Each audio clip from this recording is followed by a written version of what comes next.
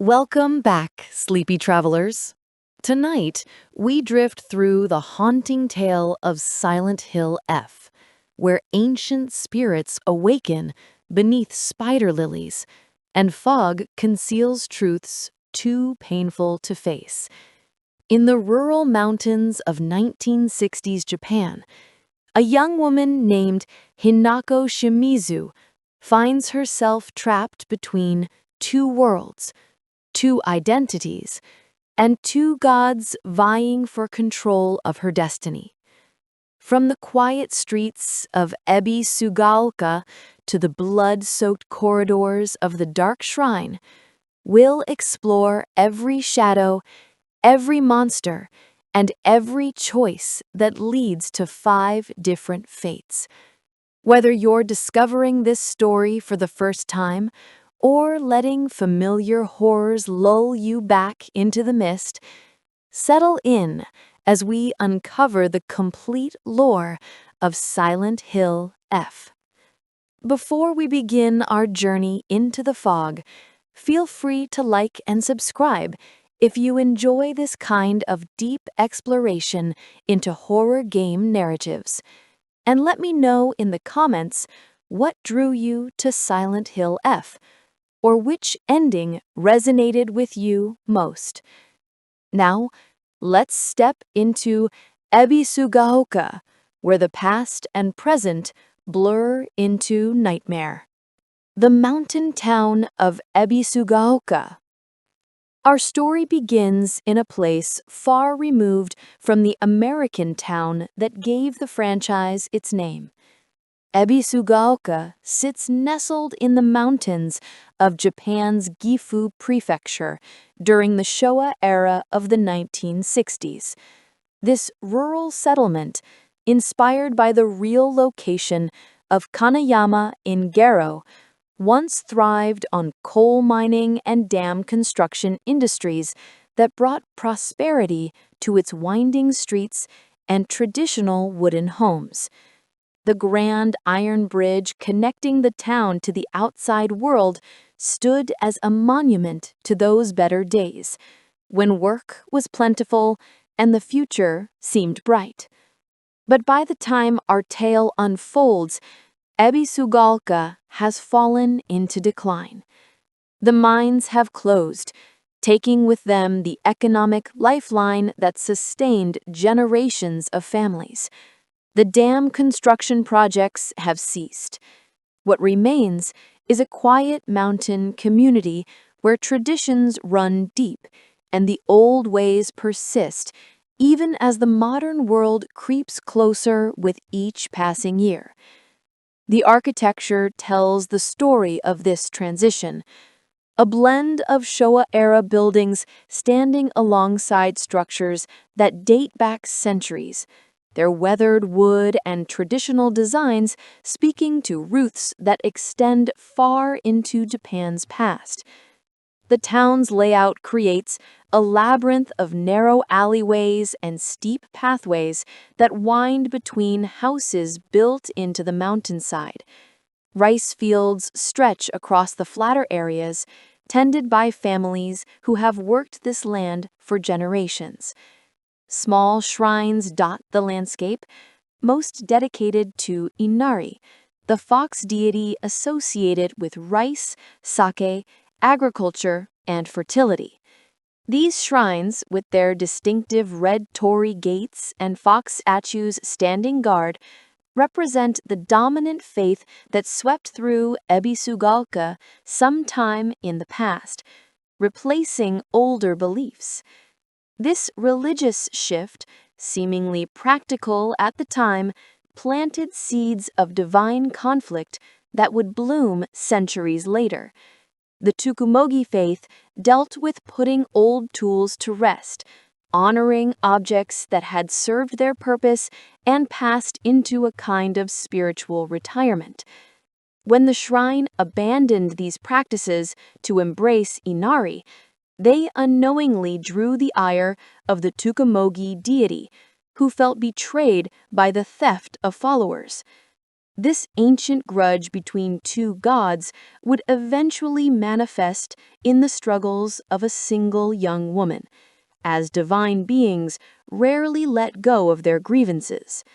The divine tree itself, though burned and seemingly dead, remained standing as a skeletal reminder of what once was.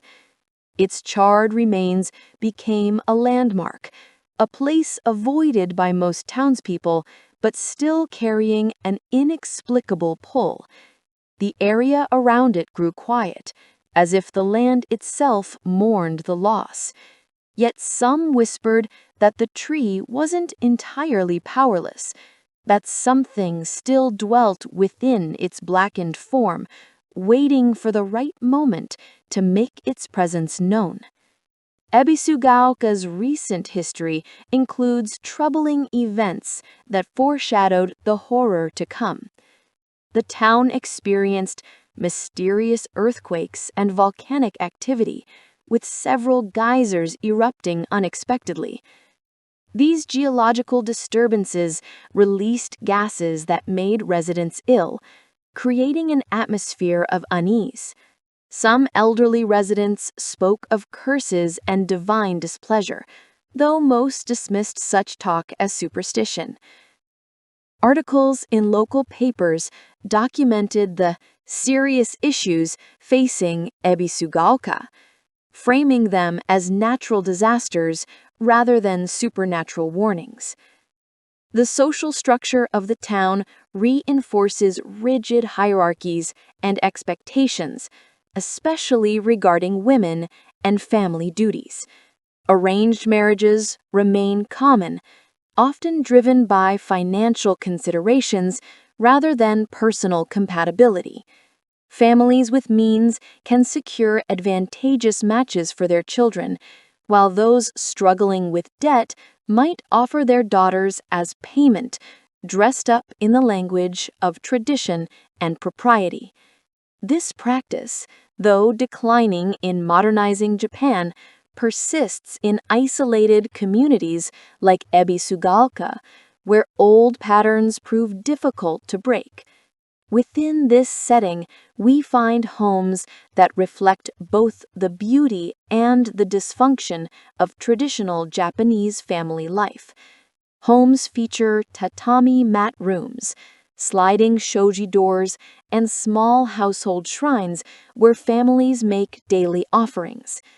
But these same spaces can become prisons when family dynamics turn toxic, when a father's drinking erases the thin veneer of respectability, when a mother's spirit breaks under years of subservience, when a daughter realizes the life mapped out for her bears no resemblance to her own desires. The fog that will soon engulf Ebisugaoka isn't entirely foreign to its residents. The mountain location means mist often rolls through the valleys, especially in the early mornings and evenings. Locals have grown accustomed to reduced visibility, to the way sounds become muffled and distances distort when the fog settles.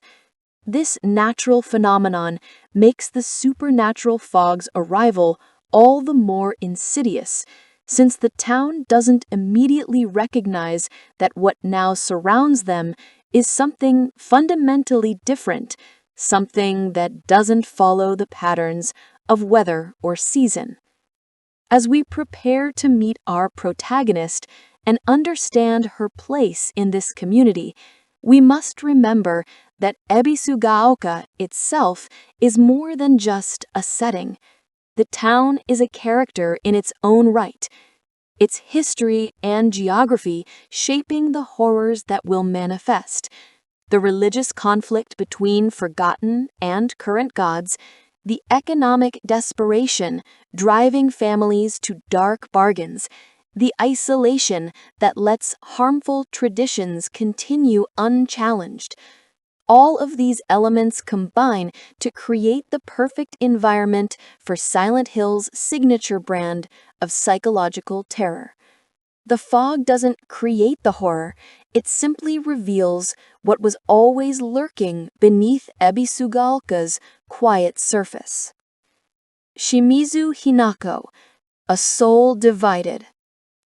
At the heart of our story stands Shimizu Hinako, a teenager navigating the treacherous waters between childhood and adulthood in a society that offers her little room to choose her own course.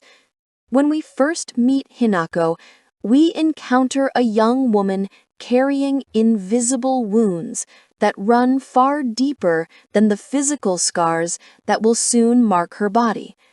Understanding Hinako requires understanding the forces that shaped her, the family that broke her spirit long before any monsters appeared, and the internal division that makes her the perfect vessel for the supernatural conflict to come. Hinako's childhood pieced together. The fog that will soon engulf Ebisugaoka isn't entirely foreign to its residents. The mountain location means mist often rolls through the valleys, especially in the early mornings and evenings. Locals have grown accustomed to reduced visibility, to the way sounds become muffled and distances distort when the fog settles in. This natural phenomenon makes the supernatural fog's arrival all the more insidious, as the town doesn't immediately recognize that what now surrounds them is something fundamentally different, something that doesn't follow the patterns of weather or season. As we prepare to meet our protagonist and understand her place in this community, we must remember that Ebisugaoka itself is more than just a setting. The town is a character in its own right, its history and geography shaping the horrors that will manifest. The religious conflict between forgotten and current gods, the economic desperation driving families to dark bargains, and the isolation that lets harmful traditions continue unchallenged, all of these elements combine to create the perfect environment for Silent Hill's signature brand of psychological terror. The fog doesn't create the horror. It simply reveals what was always lurking beneath Ebisugaoka's quiet surface. Shimizu Hinako, a soul divided. At the heart of our story stands Shimizu Hinako, a teenager navigating the treacherous waters between childhood and adulthood, in a society that offers her little room to choose her own course. When we first meet Hinako, we encounter a young woman carrying invisible wounds that run far deeper than the physical scars that will soon mark her body. Understanding Hinako requires understanding the forces that shaped her, the family that broke her spirit long before any monsters appeared, and the internal division that makes her the perfect vessel for the supernatural conflict to come. Hinako's childhood, pieced together through flashbacks and journal entries, wasn't always marked by darkness. Early memories show a cheerful girl who preferred playing with boys, running through Ebisugaoka streets without concern for the social expectations that would later constrain her. She was energetic, loud in the way children are when the world hasn't yet taught them to make themselves small. But those around her, particularly other girls in the community, began to reject her for these very qualities. They saw her tomboyish nature as improper, her friendships with boys as inappropriate. The message came through clearly: be quieter, be gentler, be more like what a girl should be. In these early years, Hinako found refuge with her older sister, Junko. The bond between the sisters ran deep, with Junko often stepping in to include Hinako when others excluded her. Journal entries and scattered memories paint a picture of Junko as everything Hinako was told to become: beautiful, kind, obedient, the golden child who never caused problems or raised her voice. Junko represented the ideal woman in Ebisugaoka's traditional framework, and for a time, Hinako admired her sister's ability to navigate social expectations with grace. But the sisters' relationship would be forever altered by Junko's marriage. When Junko was matched with a suitable husband from a respectable family, she left the Shimizu household to join her new family, as tradition dictated. To outsiders, this was a joyful occasion, a sign that the Shimizu family's continued standing in the community. To Hinako, it felt like betrayal and abandonment. Junko's departure meant leaving Hinako alone with their parents, particularly their father, without the protective buffer her sister's presence had provided. The visit we witness at the game's opening shows how much has changed between the sisters. Junko arrives at the family home dressed in a formal kimono, speaking with a careful politeness that feels like distance rather than respect. She's no longer the sister who defended Hinako, but rather a woman who has fully embraced the role society assigned her. When she speaks to Hinako about growing up and accepting one's responsibilities, there's a disconnect between them that wasn't there before. Hinako sees in Junko a kind of death, the death of individual identity in favor of becoming someone's wife, someone's daughter-in-law, someone's potential mother. She mourns the sister she lost, even as that sister stands before her, alive but transformed into something Hinako doesn't recognize. The Shimizu household's dysfunction centers on Hinako's father, Shimizu Kanta, an alcoholic whose violence permeates every interaction. The pattern is familiar and terrible. Kanta drinks, his temper rises, and he lashes out at his wife and daughters with words and fists. The abuse has gone on long enough that it's become normalized within the family, something to be endured rather than escaped. Hinako has witnessed countless instances of her father screaming at her mother, seeing the way Kimie flinches at sudden movements, learned to recognize the signs that indicate whether a night will pass quietly or erupt into chaos. But understanding Kanta's abuse requires acknowledging its complexity. He doesn't hit his family constantly, doesn't spend every moment in a rage. There are periods of relative calm, moments when he might seem like almost a normal father. This inconsistency makes the abuse more insidious, as Hinako never knows which version of her father will greet her when she comes home. The unpredictability creates constant tension, a state of hypervigilance where even peaceful moments carry the threat of imminent violence. The source of Kanta's fury often stems from financial troubles. The family is drowning in debt, likely related to gambling or failed business ventures. In the cruel mathematics of Ebisugaoka's social structure, this debt can be resolved through an arranged marriage for Hinako. If she marries well into a family with money, her father's obligations can be satisfied. This transforms Hinako from daughter to commodity, a piece of property to be traded for financial relief. The pressure to accept such an arrangement weighs on the entire family, though it falls most heavily on Hinako's shoulders. Hinako's mother, Shimizu Kimie, exists in a state of learned helplessness that both horrifies and enrages her daughter. Kimie has absorbed years of abuse, each blow eroding more of her sense of self until she's become what her husband and society shaped her into: subservient, voiceless, existing only to serve others' needs. When Kanta rages, Kimie doesn't defend herself or her daughter. When he makes demands, she complies without question. She has mastered the art of becoming small, of disappearing into the background, of surviving by not being worth the effort to hurt. For Hinako, watching her mother's self-erasure is almost worse than experiencing her father's direct abuse. Kimie represents a possible future, a warning of what happens when a woman accepts rather than resists, when she trades autonomy for the illusion of peace.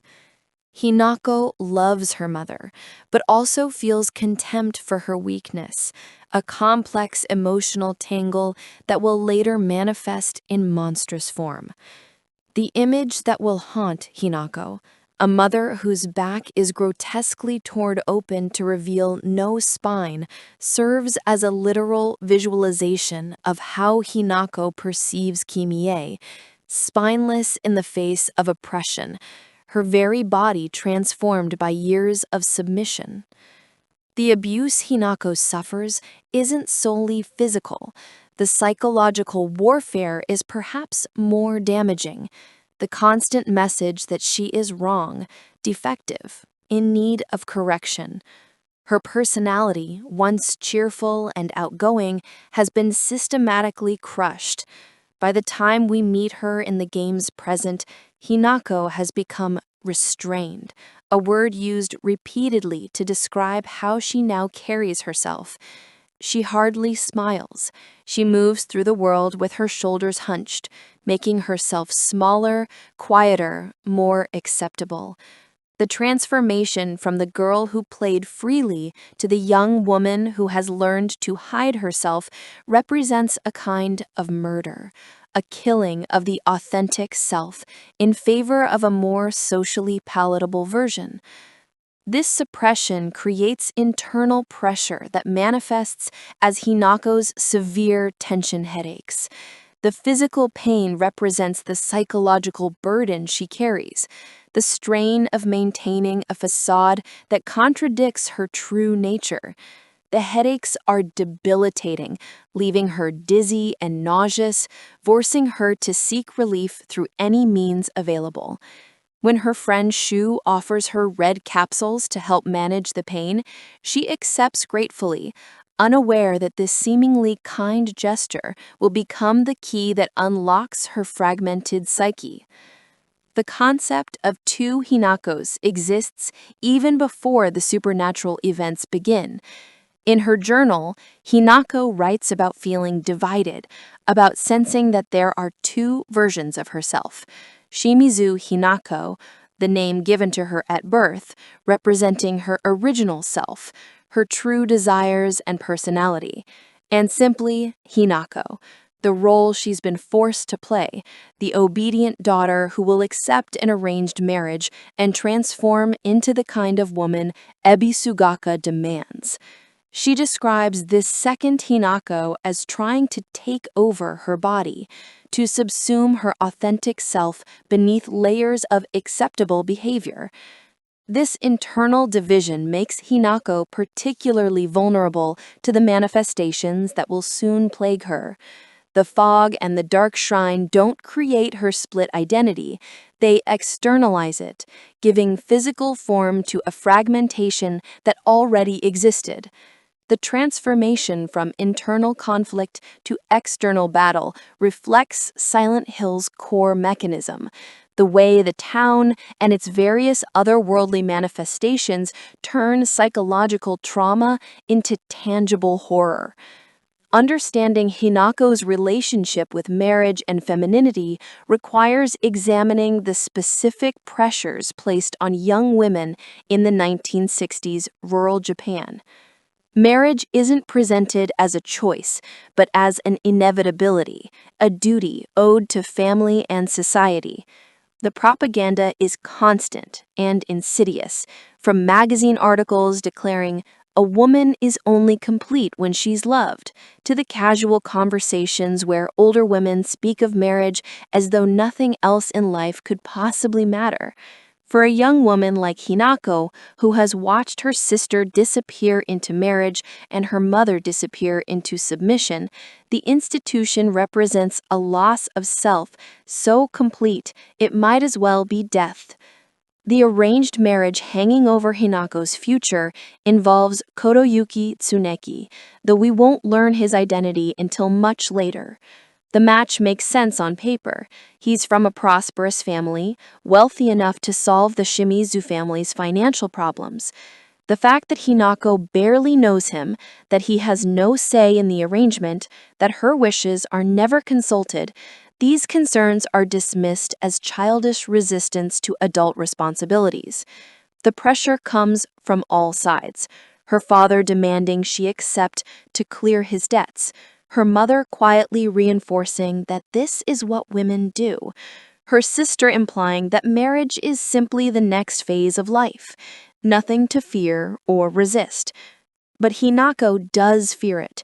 She fears losing herself the way Junko lost herself, the way her mother lost herself. She fears becoming property, an object passed from father to husband with no interim period of autonomous existence. She fears that the person she is, beneath all the training and restraint, will be completely erased, replaced by someone's wife, someone's daughter-in-law, eventually someone's mother, with no identity beyond these relational descriptors.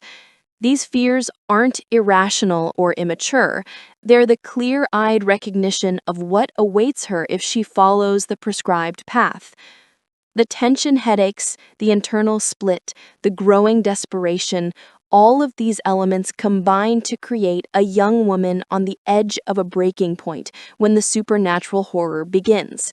Hinako Shimizu doesn't stumble into Silent Hill's manifestations as an innocent victim. She carries within her the raw materials that the fog and the dark shrine will use to construct her personal hell.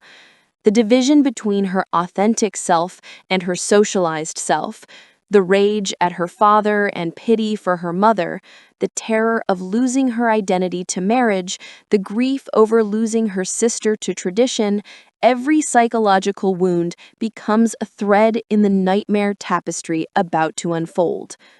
The friend group, bonds and fractures. While Hinako's family life provides the foundation for her trauma, her friendships offer both refuge and additional complications. The small group of teenagers who navigate Ebisugaoka together, Shuiwai, Renko Nishida, and Sakuko Igarashi, represent Hinako's connections to normalcy, to a life beyond the suffocating confines of her home. Yet even these relationships carry their own tensions and unspoken conflicts, fractures that will widen catastrophically once the supernatural intrudes. Shuiwai stands as Hinako's closest friend, someone she refers to as her partner, in a way that speaks to deep childhood bonds rather than romance. Shu comes from a family of stand-in doctors, medical practitioners who serve the community without formal credentials, using traditional remedies and limited modern medicine to treat ailments in a rural area where proper hospitals are distant. This background gives Shu an interest in medicine and healing that manifests in his careful attention to his friends' well-being, particularly Hinako's. The relationship between Shu and Hinako dates back to early childhood, when the two played together without concern for gender expectations. Shu made a deliberate choice not to treat Hinako like a girl, which he intended as a gesture of respect and equality. He saw how others tried to constrain her into a feminine role and decided to honor her authentic personality instead. This created a deep bond between them, a friendship where Hinako could be herself, without judgment or correction.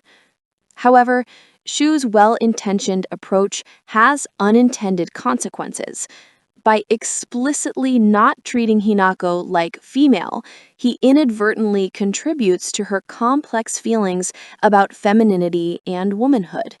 The message, though meant kindly, implies that being treated like a girl is inherently limiting or lesser. As Hinako struggles with societal pressures to embrace feminine roles, Shu's stance, while supportive of her boyish personality, doesn't help her reconcile with the parts of womanhood she might genuinely want to explore. The dynamic, though loving, has its own complications. Shu's protective nature toward Hinako stems partly from a promise he made to Junko before she married and left Ebisugaoka. Junko, knowing she was abandoning her sister to their parents' abuse, extracted from Shu a vow that he would look after Hinako, that he would ensure she didn't face everything alone. Shu takes this responsibility seriously, perhaps too seriously, positioning himself as Hinako's guardian in ways that sometimes cross into possessiveness, even if he doesn't recognize it. The red capsules Shu creates and offers Hinako represent both his desire to help and the dangerous paternalism of deciding what's best for someone without their full knowledge. Shu's journal reveals that these pills are his own concoction, a mixture of kudzu root and peony seeds. According to his research notes on Hakkoku So, the ground peony seeds have properties that allow those who consume them to commune with the gods. This isn't a claim Shu makes lightly. He's observed effects that suggest the capsules create some kind of altered state, a thinning of the veil between ordinary reality and something else. What Shu doesn't fully understand is what he's unleashing. The peony growing near water at his house, blooming white in isolation, carries properties similar to White Cloudia, the hallucinogenic plant that appears throughout Silent Hill lore. While not explicitly stated to be the same plant, the parallels are intentional, connecting Shu's home-brewed remedy to the franchise's history of substances that open doorways to otherworldly experiences. The capsules don't create Hinako's visions, but they act as a key, unlocking doors in her psyche that might have remained sealed. Shu's motivations for creating and sharing these capsules are complex. On the surface, he's trying to help Hinako manage her debilitating headaches, to give her some relief from the physical manifestation of her psychological pain. But deeper down, his actions connect to the arranged marriage looming over Hinako's future. Shu doesn't want her to marry Kotoyuki, doesn't want to lose his closest friend to tradition and obligation. By giving her the capsules, he tells himself he's helping her think clearly, giving her the space to make an informed decision about her future. In reality, he's hoping she'll choose not to marry, that she'll stay in Ebisugaoka with him. This possessiveness, though Shu might not consciously acknowledge it, will become explicit in certain endings. The revelation that he tried the capsules himself suggests he was testing them, making sure they were safe before offering them to Hinako, but also possibly seeking his own communion with whatever forces the pills access. The implications are troubling. Shu, for all his genuine care, has his own agenda, his own desires for how Hinako's story should unfold. Rinko Nishida completes the friendship trio, bringing a different energy to the group. Rinko is described as a stickler for rules, someone well-versed in romance and gossip, quick to pick up on social dynamics and relationship drama. In a small town like Ebisugaoka, where everyone knows everyone else's business, Rinko's talent for noticing and sharing information makes her a key figure in the social network. She keeps track of who's seeing whom, which families are feuding, what scandals might be brewing beneath the surface of respectability. But Rinko carries her own secret tension. She has developed romantic feelings for Shu. To her, Shu represents an ideal partner, kind, attentive, intelligent in his pursuit of medical knowledge. The problem from Rinko's perspective is Hinako. The closeness between Shu and Hinako, their partnership and childhood bond, feels like a barrier preventing Rinko from pursuing what she wants. Jealousy simmers beneath Rinko's interactions with the group, a resentment she works to keep hidden, but that occasionally surfaces in passive-aggressive comments or expressions of frustration. Rinko's diaries, accessible during later playthroughs, reveal the depth of her bitterness. For years, she held back her feelings, convinced herself that Shu and Hinako's relationship was purely platonic, that she could wait for her moment. But as the group ages and futures begin to solidify, Rinko's patience wears thin. The breaking point comes around the time of Hinako's engagement announcement. Faced with the reality that Hinako will marry Kotoyuki while still maintaining her close friendship with Shu, Rinko finally explodes, unleashing all her accumulated resentment in a vicious argument where she accuses Hinako of stealing Shu from her, of being manipulative and selfish. This confrontation has profound effects on Hinako. Already struggling with her identity and her upcoming marriage, discovering that one of her closest friends harbors such deep resentment shakes Hinako's sense of reality. If Rinko has been hiding these feelings for years, performing friendship while seething with jealousy, what else might be false? Who else might be pretending? The betrayal, though perhaps understandable from Rinko's perspective, contributes to Hinako's fragmenting mental state.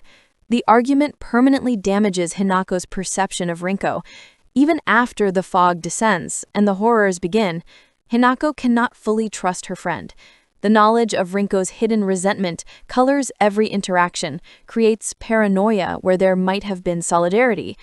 In the dark shrine sequences, this mistrust manifests as tests and challenges where Hinako must decide Rinko's fate, weighing whether her friend deserves mercy or condemnation. Sakuko Igarashi brings a different energy to the group, one of cheerfulness and dreams of a simpler future. Sakuko comes from a family that serves the Senensugi shrine, with her father functioning as head priest. This gives Sakuko unique insight into the town's spiritual practices and the shift from Tsukumogami to Inari worship. She has experience with rituals and ceremonies, knowledge that might have proven useful if she survived long enough to share it. Sakuko's personality is described as dreamy and sweet, someone who fantasizes about running a candy shop rather than following in her family's religious footsteps. She wishes her parents managed a general store instead of a shrine, imagining a life where she could eat all the sweets she wanted, surround herself with colorful treats instead of austere religious paraphernalia. This innocent dream, so simple and childlike, makes her death all the more tragic. The Senensugi Shrine's history becomes relevant through Sakuko's connection to it. Her family's decision to abandon the divine tree after the lightning strike and embrace Inari worship set in motion spiritual consequences they couldn't have predicted. Journal entries and documents reveal that supernatural disturbances have been occurring around Ebisugaoka. Whispers of an ancient god enraged that followers were stolen. The Tsukumogami deity, tied to the practice of putting old tools to rest, felt betrayed by the shrine's conversion. This divine anger, simmering for generations, was waiting for a catalyst to manifest fully. Sakuko's knowledge of these matters is limited by her youth and her family's tendency to keep the darker aspects of their spiritual history secret. She knows the stories in general terms, the way any shrine keeper's child would, but not the specifics of divine feuds or the true power these beings might wield. Her journal entry mentioning the supernatural disturbances reads as curiosity rather than true concern, a teenager noting something odd without grasping its significance. When the fog descends and the horrors begin, Sakuko becomes the first victim, dying almost immediately after the red spider lilies blanket Ebisugaoka. The manner of her death is particularly disturbing. The higanbana, flowers traditionally associated with death and the afterlife, burst from her body, consuming her from within as pink and red blooms tear through her skin. The transformation is agonizing and rapid, leaving her friends no time to save her, only to witness her destruction. Hinako's response to Sakuko's death reveals her core personality beneath all the restraint and socialization. Rather than flee in panic or freeze in horror, Hinako returns to the site of her friend's death. She finds Sakuko's body consumed by the floral growth, barely recognizable as human.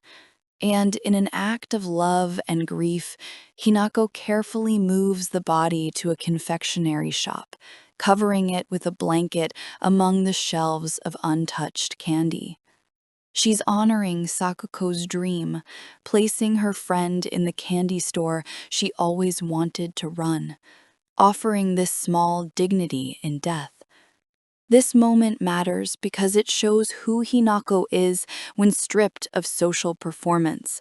She's not the obedient daughter or the restrained young woman, but someone capable of tenderness, even in the face of horror. Someone who remembers her friend's dreams and tries to honor them in the only way left available. The act also demonstrates Hinako's practical nature, her ability to take action rather than succumb to helplessness. These qualities will serve her as the nightmare deepens. The dynamics among this friend group, then, are far more complex than they initially appear. What looks like simple teenage friendship conceals layers of unspoken desire, hidden resentment, well-intentioned but dangerous paternalism, and genuine affection tangled with possession. When the supernatural forces of Ebisugaoka begin to manifest personal psychological horror, they find rich material in these fraught relationships. The friend group doesn't provide escape from Hinako's troubles. They become another source of conflict and pain. The tragedy is that under different circumstances, these four young people might have been exactly what they seemed, friends supporting each other through the difficulties of adolescence in a dying town. But the pressure cooker environment of Ebisugaoka, the weight of tradition and expectation, the secrets and unspoken emotions, all of these corrupt what should have been simple companionship. By the time the fog rolls in, the friend group is already fractured, already carrying within it the seeds of betrayal and loss that the supernatural will cultivate into monstrous bloom. When the fog descends, the horror begins. The supernatural invasion of Ebisugaoka begins not with fanfare, but with a subtle wrongness that gradually escalates into overt horror. The day starts like any other in Hinako's troubled life, a fight with her abusive father, the pain of watching her married sister visit as a stranger, the weight of expectations pressing down from all sides. Seeking escape from the suffocating atmosphere of her home, Hinako meets up with Shu, Rinko, and Sakuko.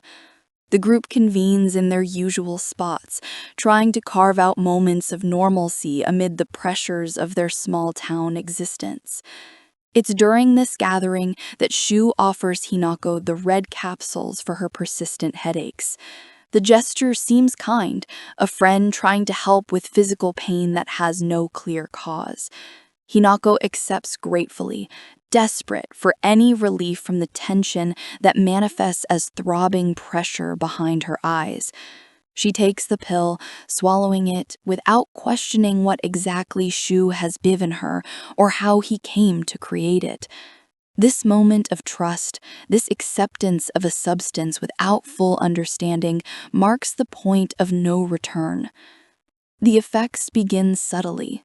Hinako feels strange, disoriented in a way that goes beyond her usual headache symptoms. The world seems to shift around her, colors becoming slightly more vivid, sounds echoing oddly in her ears. She attributes this to the medication taking effect, to her body adjusting to whatever Shu's concoction contains. What she doesn't realize is that the capsule has begun to thin the barrier between the everyday world and something else, opening her perceptions to realities that typically remain hidden. The fog arrives without warning, rolling through Ebisugaoka in defiance of weather patterns or natural explanation. This isn't the familiar mountain mist that sometimes obscures visibility, but something denser, more oppressive, carrying within it a sense of wrongness that makes the skin prickle. The fog doesn't simply obscure vision, it transforms the town, creating a liminal space where the rules of ordinary reality begin to break down. Streets that the friends have walked countless times suddenly feel unfamiliar, distances distort, and the comfortable landmarks of their hometown become strange and threatening. With the fog comes the spider lilies. Red higanbana burst from the ground, sprouting impossibly fast to carpet the streets in crimson blooms. In Japanese culture, these flowers carry deep associations with death and the afterlife, often planted in cemeteries or appearing in art depicting the boundary between the living world and the realm of the dead. Their sudden proliferation across Ebisugaoka signals that such boundaries are collapsing, that death has come to walk among the living in ways that cannot be explained or reasoned with. It's among these flowers that Sakuko falls, One moment she's with the group, the next she's touching the blooms with fatal curiosity. The transformation happens too fast for anyone to intervene. The flower's properties, whether toxin or curse or something else entirely beyond rational understanding, invade her body. Pink and red blooms erupt from her skin, bursting through flesh in a grotesque parody of growth. Sakuko's screams pierce the fog as the flowers consume her from within, transforming her into a garden of death. Her friends can only watch in horror as someone they've known for years becomes something else entirely. Her humanity stripped away by supernatural forces none of them understand. The group scatters in panic. In moments of extreme terror, human instinct takes over, the fight-or-flight response overriding rational thought or loyalty. Hinako, Shu, and Rinko run in different directions, each seeking escape from the impossible horror they've just witnessed. The fog swallows them, separating the friends from each other, as surely as it has separated them from the familiar world. Hinako finds herself alone, running through streets she can barely recognize, calling out for her friends, and receiving only echoes in response. The isolation is immediate and profound. In the span of minutes, Hinako has gone from being part of a group to being completely alone in a transformed version of her hometown. The fog presses in from all sides, limiting visibility to a few meters in any direction. Sounds become muffled and distorted, making it impossible to determine how far away things are or what direction they're coming from. The sense of spatial disorientation is overwhelming, as if the very geography of Ebisugaoka has been rewritten according to rules that make no logical sense. As Hinako stumbles through the fog, she begins to encounter the other inhabitants of this transformed town, but these are not her neighbors or fellow residents. Instead, she finds grotesque entities that seem born from nightmares, creatures that wear vaguely human shapes but are clearly something else entirely. Some shamble with unnatural movements, their bodies contorted in ways that defy anatomy. Others move with disturbing speed, appearing suddenly from the fog and forcing Hinako to run or hide. Each encounter reinforces the horrifying reality that she is no longer in the world she knows, that something fundamental has changed about the nature of Ebisugaoka itself. The first true monster Hinako encounters establishes the pattern that will define her journey. The creature is humanoid, but wrong, its proportions distorted, its movements jerky and unpredictable. It seems drawn to her, pursuing her with single-minded determination. Hinako has no weapons, no way to fight back. Her only option is to run, to hide, to use the environment to create distance between herself and the thing that wants to reach her. The chase is exhausting and terrifying, adrenaline keeping her moving, even as her mind struggles to process what she's experiencing. Eventually, Hinako finds temporary refuge in a building. The interior offers minimal protection, but at least allows her to catch her breath and try to make sense of her situation. It's here that she discovers the first of many dolls that will appear throughout her journey. These dolls are disturbing in their own right. Old-fashioned Japanese dolls with painted faces and traditional clothing, appearing in locations where they have no business being. More disturbing are the messages written near them, warnings scrawled in handwriting that seems both childish and urgent. The doll warnings will become a recurring element as Hinako navigates both the fog-covered Ebisugaoka and the otherworldly dark shrine. These messages offer cryptic advice, sometimes warning about dangers ahead, sometimes questioning the trustworthiness of figures Hinako will encounter. "Don't trust the fox mask," one early message reads, though Hinako has no context for understanding what this means. Other messages are more direct. "Run. He's lying. Remember who you are." The dolls seem to be left by someone who knows what's happening, someone trying to help Hinako, even as they remain frustratingly vague about specifics. The nature of these warnings raise questions about who is leaving them. The handwriting and placement suggest a child, but what child could be navigating these horrors to leave strategic messages? Some players theorize the dolls represent Hinako's own fractured psyche, her authentic self trying to communicate warnings to her conscious mind. Others suggest they're left by the Tsukumogami god, or some other supernatural entity with an interest in Hinako's survival. The game deliberately leaves this ambiguous, allowing the mystery to deepen the unsettling atmosphere. As Hinako explores the fog-covered town, she begins to notice patterns in the horror. The creatures, while terrifying, seem to follow certain behaviors. They patrol specific areas, respond to sounds, can be evaded through careful movement and hiding. This isn't a world of random chaos, but rather one operating according to new rules. Rules Hinako must learn if she wants to survive. The realization brings a small measure of control back to her, the understanding that even nightmares can be navigated if you understand their logic. But the fog world is only one aspect of what has happened to Ebisugaoka. As Hinako continues her search for her friends and tries to make sense of her surroundings, she encounters the first transition into what will become known as the Dark Shrine. This shift happens without warning, the world around her suddenly transforming from fog-obscured streets into something else entirely. The architecture changes, wooden buildings giving way to stone corridors, paper screens replaced by ancient murals.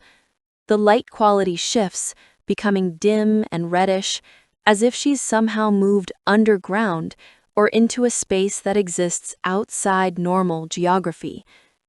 This new location feels simultaneously familiar and alien. Elements of Ebisugaoka's architecture and history are present, but twisted and recombined in ways that create an otherworldly temple-like space. Stone lanterns cast flickering shadows. Water drips constantly, the sound echoing through empty chambers. The air smells of incense and something older, mustier, like places long sealed from the outside world.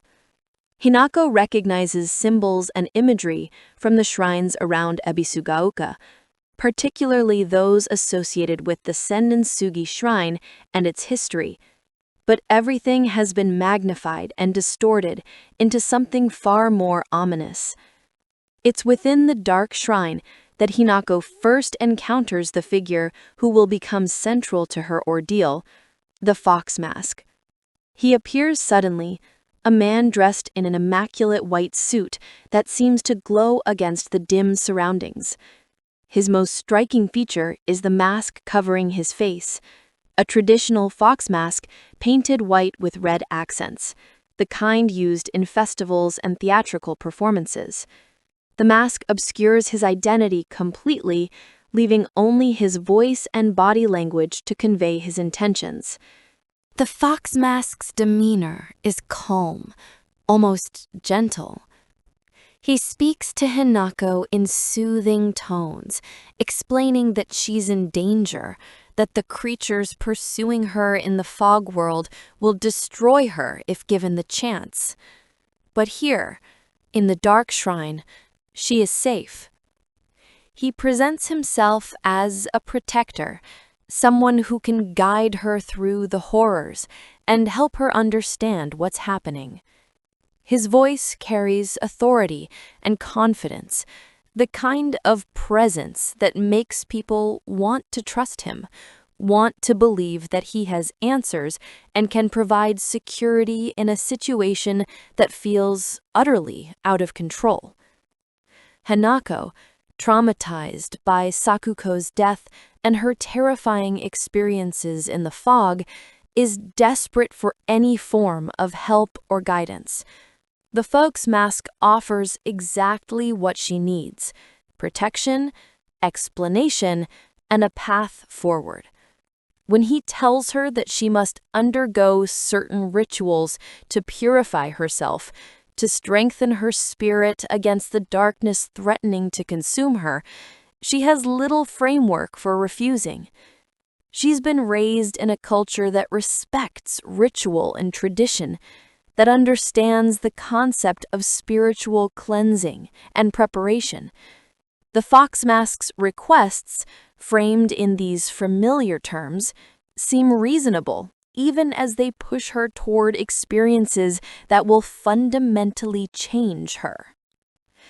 The contrast between the two worlds, the fog-covered Ebisugaoka and the dark shrine, establishes the dual nature of Hinako's nightmare.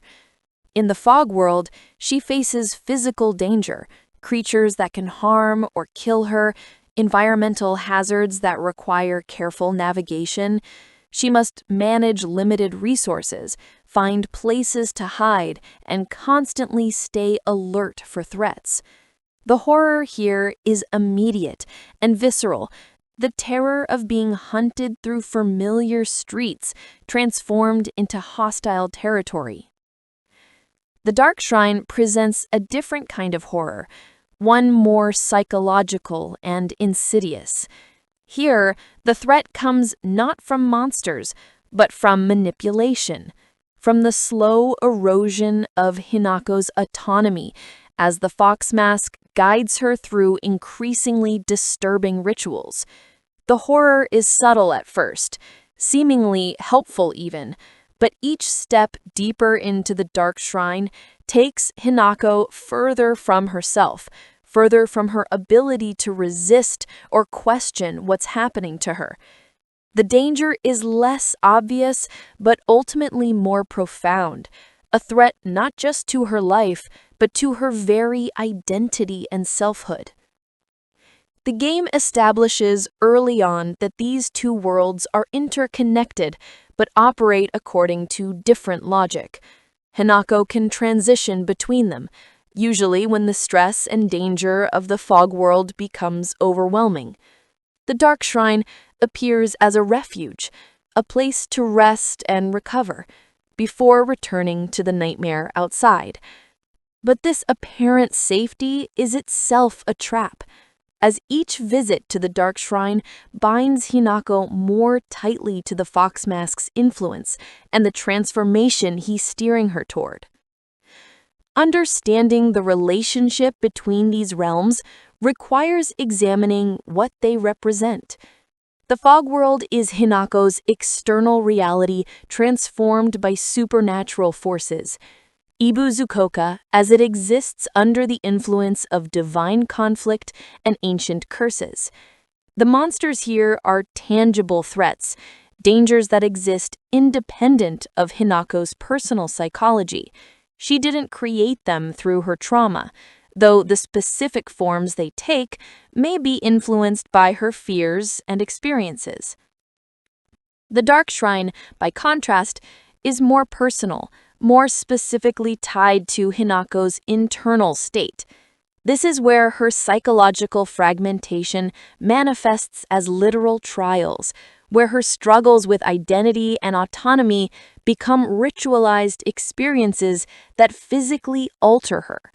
The Dark Shrine exists in a liminal space that may be spiritual, psychological, or some combination of both, a place where the boundaries between inner and outer reality collapse completely.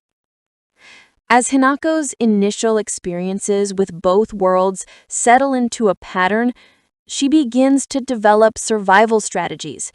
In the fog world, she learns to move quietly, to use buildings and obstacles as cover, to recognize the sounds that indicate a creature is near. She discovers that some items scattered throughout the town can be useful, makeshift weapons or distractions that buy her precious seconds to escape. The town itself becomes a maze she must master, learning which paths lead to relative safety and which are too dangerous to traverse. Her relationship with the fox mask in the Dark Shrine is more complex. Part of her recognizes that something is wrong with his requests, that the rituals he describes cross boundaries that shouldn't be violated. The doll warnings reinforce these doubts, explicitly telling her not to trust him. But another part of her is drawn to his confidence and protection, desperate for someone who seems to understand the chaos she's experiencing. This internal conflict, the tension between her instinct to resist and her desire for guidance, will define much of her journey through the game's narrative. The mechanics of the game reinforce these dual experiences. In the fog world, players must manage Hinako's stamina, her ability to run and hide, her limited resources. The gameplay is tense and stressful, with constant threat of discovery and death. In the Dark Shrine, the gameplay shifts to puzzle solving and dialogue choices, moments where players must decide how Hinako responds to the fox mask's requests and the situations she encounters. These choices, while less immediately threatening than the fog world's chases, carry profound consequences for Hinako's psychological state and eventual fate. The horror of this opening section lies in the transformation of the familiar into the threatening. Ebisugaoka was never a perfect town. It was dying economically, trapped in traditions that cause real harm, marked by the kind of everyday cruelties that flourish in isolated communities. But it was knowable. Its dangers were human in scale. The fog and the Dark Shrine transform this knowable place into something incomprehensible, where the rules of reality no longer apply, and safety is an illusion that can be stripped away without warning. For Hinako personally, the descent into horror represents the externalization of everything she's been suppressing. Her fear of losing her identity, her rage at her father's abuse, her grief over her sister's abandonment, her terror of the arranged marriage. All of these internal struggles now have physical form. She can run from the monsters in the fog, but she's really running from her own pain. She can undergo the fox mask's rituals, but she's really surrendering to the forces that have always demanded she becomes someone other than herself. The game's opening hour establishes that this will not be a story about defeating evil and restoring normalcy. The horror isn't an external force that can be vanquished through courage or determination. Instead, the horror is woven into the fabric of Hinako's world, both the supernatural nightmare and the everyday reality it emerges from. Victory, if it exists at all, won't come through defeating monsters or escaping the fog.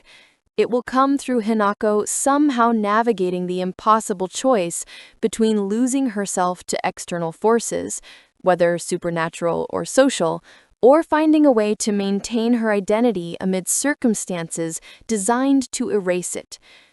As the initial shock of Sakuko's death and the town's transformation begins to fade into grim acceptance, as Hinako starts to develop the skills and knowledge needed to navigate both the fog world and the Dark Shrine, the true scope of her nightmare becomes clear.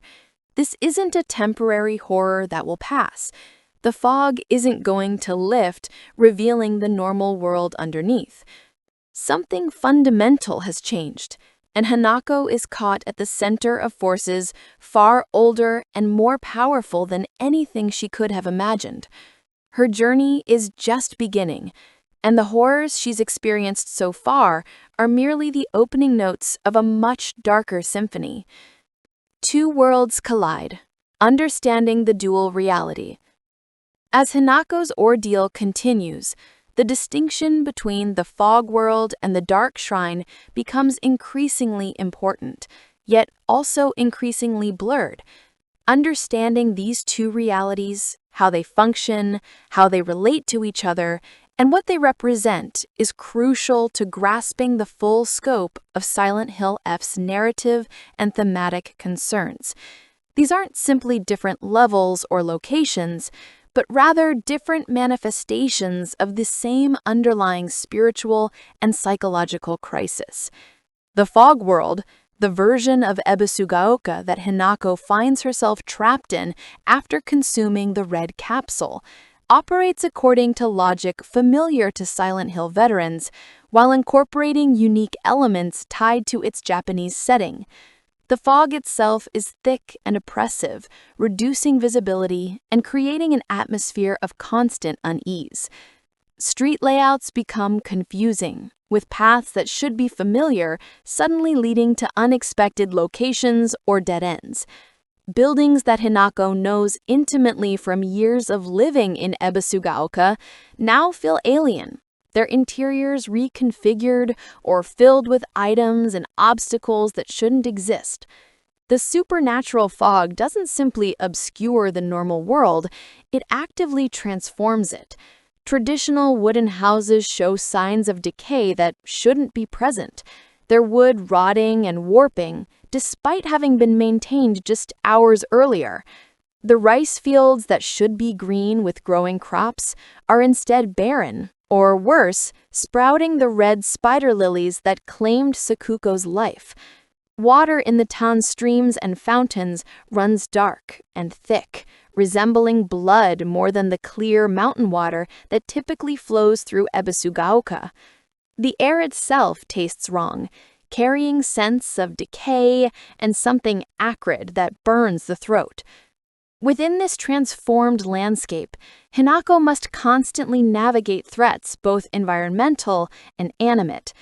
The creatures that inhabit the fog world are varied and disturbing, each type presenting different challenges and requiring different strategies to avoid or overcome. Some monsters are slow but persistent, following Hinako with inexorable patience, forcing her to find hiding spots and wait them out. Others are fast and aggressive, requiring quick reflexes and knowledge of escape routes. The bestiary of Silent Hill F draws heavily on Japanese horror traditions while maintaining the series' signature approach to monster design, creating entities that are recognizably human enough to be deeply unsettling in their wrongness. The environmental puzzles in the fog world blend practical challenges with symbolic elements. Hinako must find keys and items to unlock doors and gates, but these objects often carry thematic significance beyond their immediate utility. A key shaped like a fox might open a shrine door, for instance, while an offering bowl must be filled with specific items before a path forward becomes available. These puzzles reflect the blending of mundane and supernatural that characterizes Japanese folk religion, where practical concerns and supernatural respect are often intertwined. Resource management plays a role in the fog world navigation. Hinako can find items scattered throughout the environment, health-restoring items when she's injured, objects that can distract monsters, tools that allow her to access new areas. The scarcity of these resources creates constant tension, forcing players to decide when to use precious items and when to conserve them for potentially greater future needs. This mechanical pressure reinforces the narrative experience of Hinako's desperation and vulnerability. The Dark Shrine, by contrast, presents an entirely different experience. This otherworldly temple space exists as a separate dimension or psychological realm, accessible through transitions that occur when Hinako is under extreme stress or when the narrative requires her presence there. The architecture of the Dark Shrine combines elements from various Japanese religious traditions. drawing on both Shinto shrine aesthetics and Buddhist temple imagery to create a space that feels ancient and sacred, but also deeply wrong. Stone corridors wind through the dark shrine in patterns that defy normal spatial logic. Hinako might walk through a doorway and find herself in a chamber that should be on the other side of the structure, or descend a staircase that somehow leads to a room higher than where she started. Water features prominently, with pools and streams running through many areas, their surfaces reflecting distorted images or showing scenes that aren't actually present. The walls are covered in murals and carvings depicting various scenes from Japanese mythology and folklore, often focusing on foxes, transformation, and divine judgment. The lighting in the dark shrine creates an atmosphere distinct from the fog world. Rather than the murky gray obscurity of the fog, the dark shrine is lit by flickering lanterns and braziers that cast dancing shadows and create pools of darkness. The red and orange light gives everything a warm but ominous quality, like being inside a living body or a forge where something is being slowly shaped through heat and pressure. The temperature is notably warmer here than in the fog world, sometimes uncomfortably so, particularly during certain ritual sequences. Within the dark shrine, Hinako encounters puzzles and challenges that are more explicitly spiritual or psychological in nature. She must solve riddles based on religious texts or folk tales, arrange offerings on altars according to specific principles, navigate rooms where the floor falls away beneath her feet if she steps in the wrong pattern. These challenges test her understanding and force her to engage with the cultural and spiritual context that the game is exploring. They're less about physical skill or resource management, and more about interpretation, memory, and decision-making. The fox mask serves as Hinako's primary guide and antagonist in the Dark Shrine. His presence is constant, appearing whenever Hinako enters this realm to offer guidance, make requests, or observe her progress through the trials he sets before her. His demeanor remains calm and authoritative, speaking with the confidence of someone who understands the rules of this place and Hinako's role within it. He frames his requests in terms of purification and spiritual strengthening, arguing that Hinako must undergo these experiences to survive the dangers threatening her. But the fox mask's guidance comes at a terrible price. Each ritual he leads Hinako's involves a violation of her bodily autonomy or psychological integrity. He doesn't force her through physical violence. Instead, he uses manipulation, playing on her desperation and vulnerability, creating situations where refusal seems impossible, or where Hinako enters a trance-like state that overrides her conscious resistance. The horror of these sequences lies in their slow erosion of Hinako's selfhood, the way each ritual takes something from her that can't be fully recovered. The doll warnings scattered throughout the Dark Shrine take on greater significance in this context. These messages explicitly tell Hinako not to trust the fox mask, warning her that his guidance is leading her towards something terrible rather than salvation. "He's lying," one doll message reads. "You don't need him," insists another. "Run while you can," urges a third. These warnings represent whatever part of Hinako's psyche or whatever external force is trying to help her maintain resistance against the fox mask's influence. The relationship between the two worlds becomes clearer as Hinako experiences multiple transitions between them. The fog world and the dark shrine are not entirely separate. They influence each other in various ways. Actions taken in one realm can have consequences in the other. Items found in the fog world might be needed to complete puzzles in the dark shrine. Conversely, rituals completed in the dark shrine can change aspects of the fog world, opening new paths or altering the behavior of certain creatures. This interconnection suggests that the two realms are different aspects of the same crisis rather than unrelated phenomena. The fog world represents the external manifestation of supernatural forces, the way divine conflict and ancient curses have physically transformed Ebisugaoka. The dark shrine represents the internal, personal dimension of this crisis, the psychological and spiritual battlefield where Hinako's identity is being contested.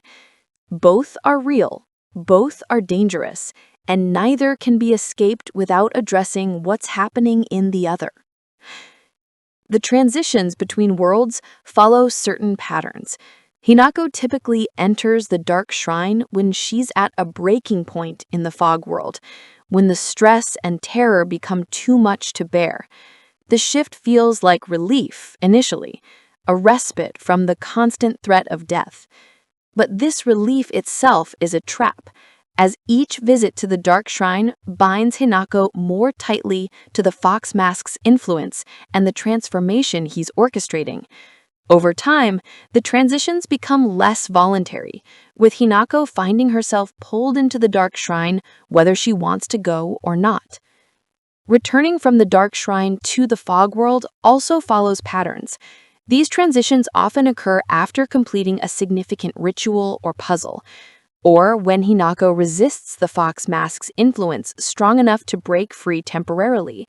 The return is jarring, suddenly finding herself back in the cold fog after the warm darkness of the shrine.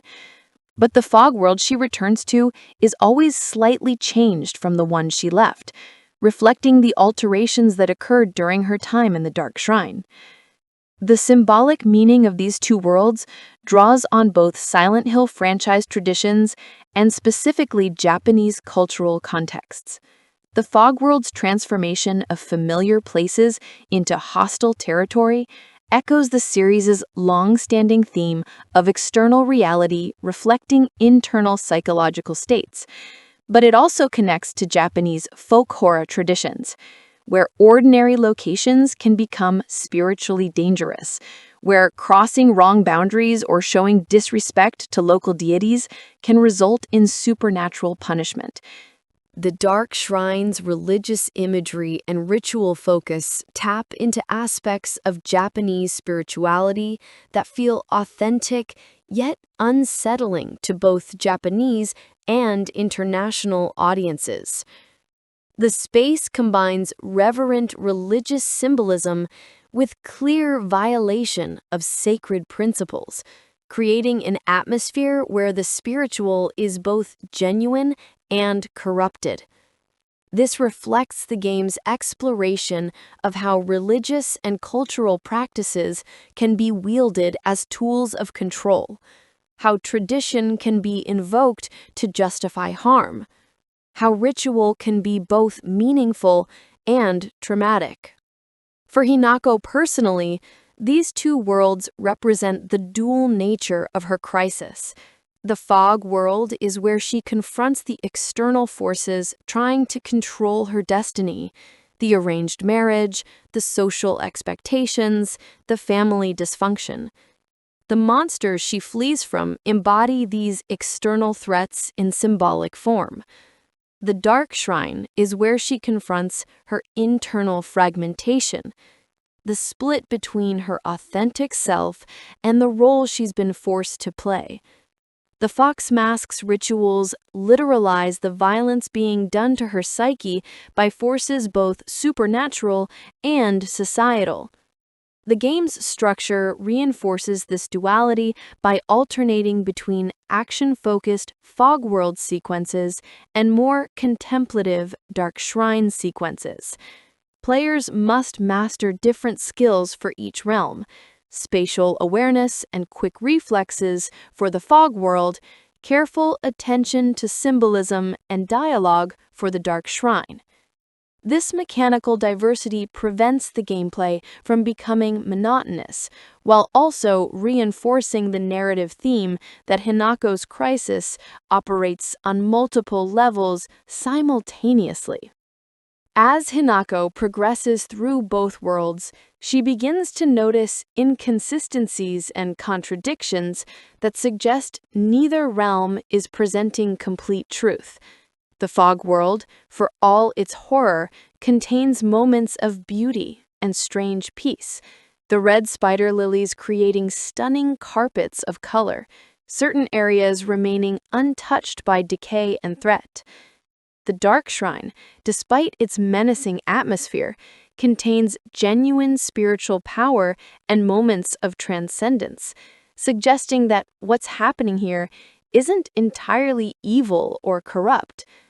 These ambiguities are crucial to understanding Silent Hill F's themes.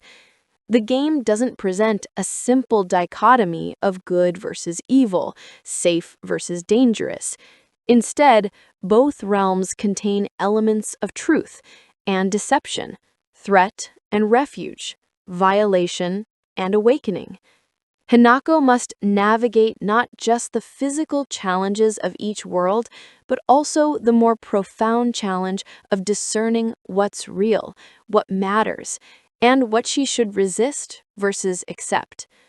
The dolls, appearing in both realms, but more prominently in the Dark Shrine, serve as constants that bridge the two worlds. Their warnings remain consistent regardless of which reality Hinako occupies, suggesting they represent something that exists independently of the fog world or the Dark Shrine.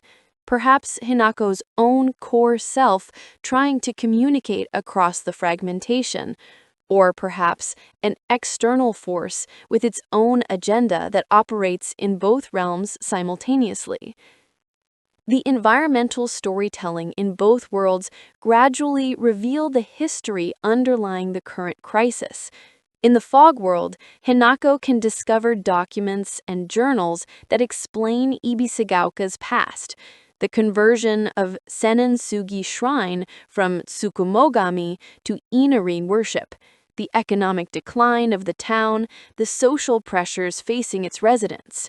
In the Dark Shrine, murals and carvings depict mythological scenes that parallel Hinako's experiences, stories of transformation and divine judgment that provide context for what's happening to her.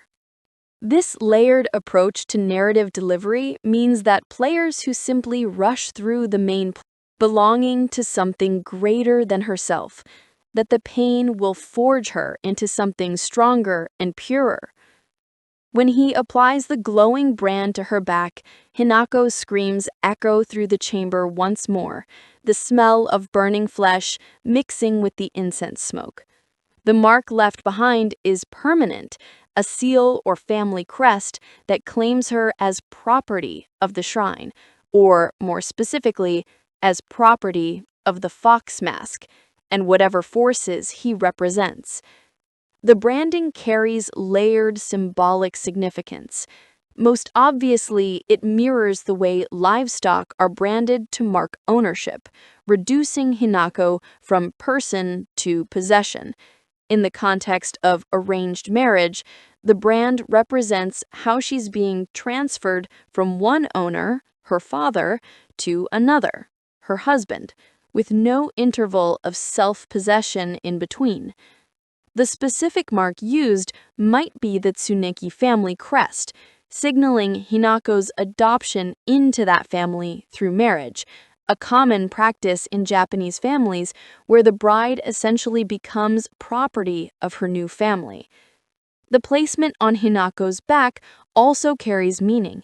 The back is associated with shame and vulnerability in various cultural contexts, as it's the part of the body you can't see or defend. Hinako will carry this mark where she can't easily view it herself, a permanent reminder of what was done to her that she can never fully see or confront directly.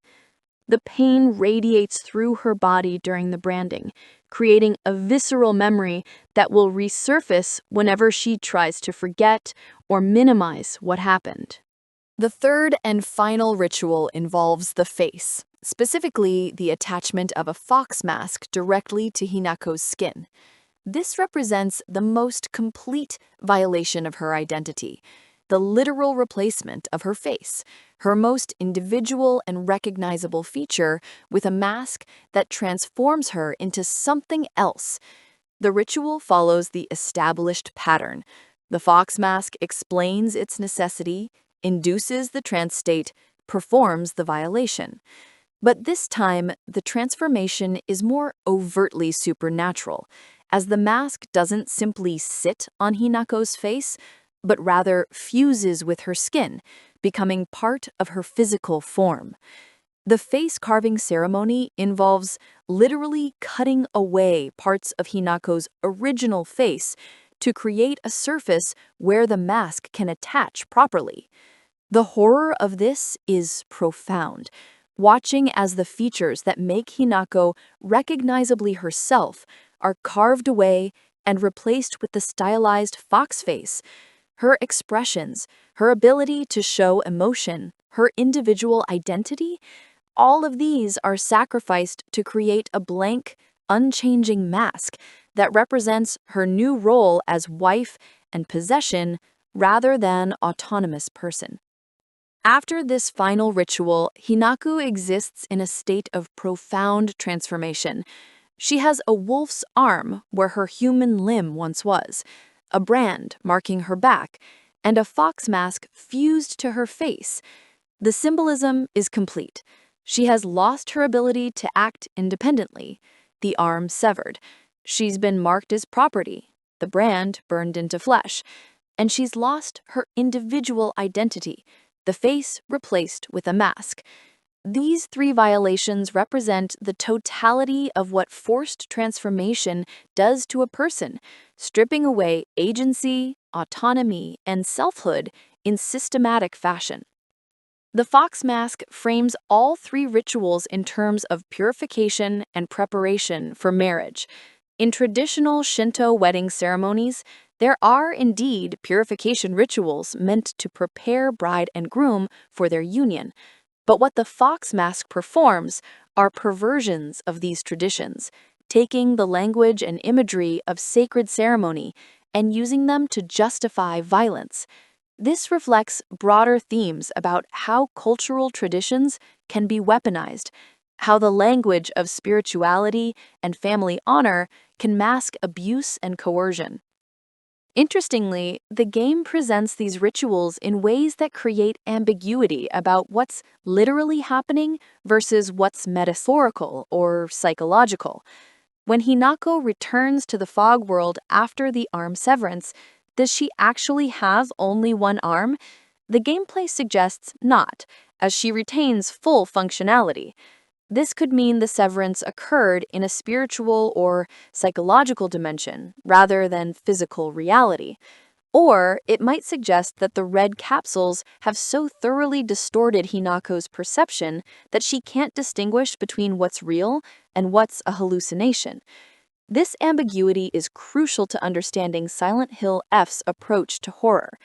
The game refuses to clearly delimitate between supernatural events and psychological breakdown, between spiritual crisis and drug-induced psychosis. Hinako's experiences might be genuine encounters with divine forces, or they might be elaborate delusions created by a traumatized mind aided by hallucinogenic substances.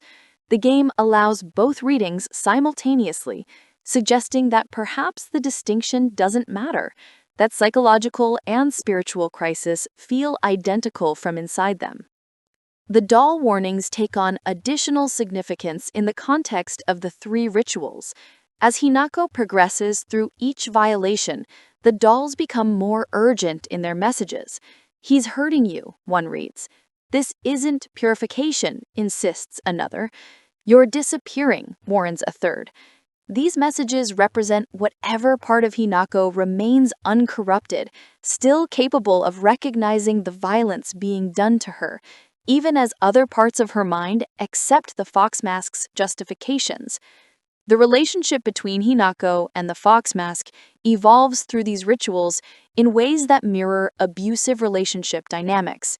Initially, he seems helpful and protective, offering guidance when she's lost and terrified. Gradually, his requests become more invasive, crossing boundaries while insisting that he's acting in her best interest. By the time he's performing overt violations, he's established enough psychological control that Hinako questions her own resistance rather than his actions. She wonders if maybe she's being ungrateful or childish, if maybe he really does know what's best for her. This pattern reflects how abuse often escalates gradually, with small boundary violations that prepare victims to accept larger ones. The fox mask never suddenly becomes violent. He's consistently calm and authoritative. The violence itself is framed as necessary medicine, temporary pain for long-term gain. This makes it harder for Hinako to recognize the abuse for what it is, as it doesn't match the dramatic, obvious violence she's witnessed from her father. The fox mask's abuse is more insidious, precisely because it's dressed in care and spirituality. The three rituals also parallel aspects of traditional wedding ceremonies in ways that highlight how marriage itself can function as institutional violence against women. The severance of the arm might parallel how women historically had to give up their birth families and previous lives. The branding echoes how women took on their husbands' names and families, being marked as belonging to a new household. The face replacement connects to how women were expected to adopt new personas as wives, surrendering their individual identity to fulfill prescribed roles. By literalizing these metaphorical losses through body horror, Silent Hill F makes visible the violence inherent in social institutions that might otherwise seem benign or neutral. The game asks players to consider: if marriage requires a woman to give up her agency, accept ownership marking, and surrender her individual identity, how is that fundamentally different from what the fox mask does to Hinako in the Dark Shrine? The supernatural horror externalizes and makes visceral what happens more subtly but no less harmfully in everyday social reality. The aftermath of the three rituals leaves Hinako profoundly changed, not just physically or spiritually, but psychologically. She has survived experiences that should have destroyed her, and this survival has required developing coping mechanisms that distance her from the full horror of what's happened. Dissociation becomes more pronounced, with her consciousness fragmenting further as different parts of her try to hold incompatible realities: that the fox mask is helping her and that he's violating her, that the rituals are necessary and that they're destroying who she is.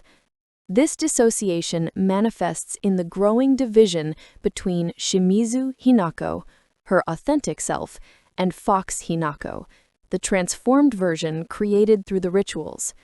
These aren't simply two aspects of one person, but rather two separate identities that begin to act independently, with different goals and different understandings of their situation. Fox Hinako accepts the marriage, embraces the transformation, sees the rituals as necessary steps toward her proper destiny. Shimizu Hinako resists, rejects the marriage, recognizes the violence for what it is.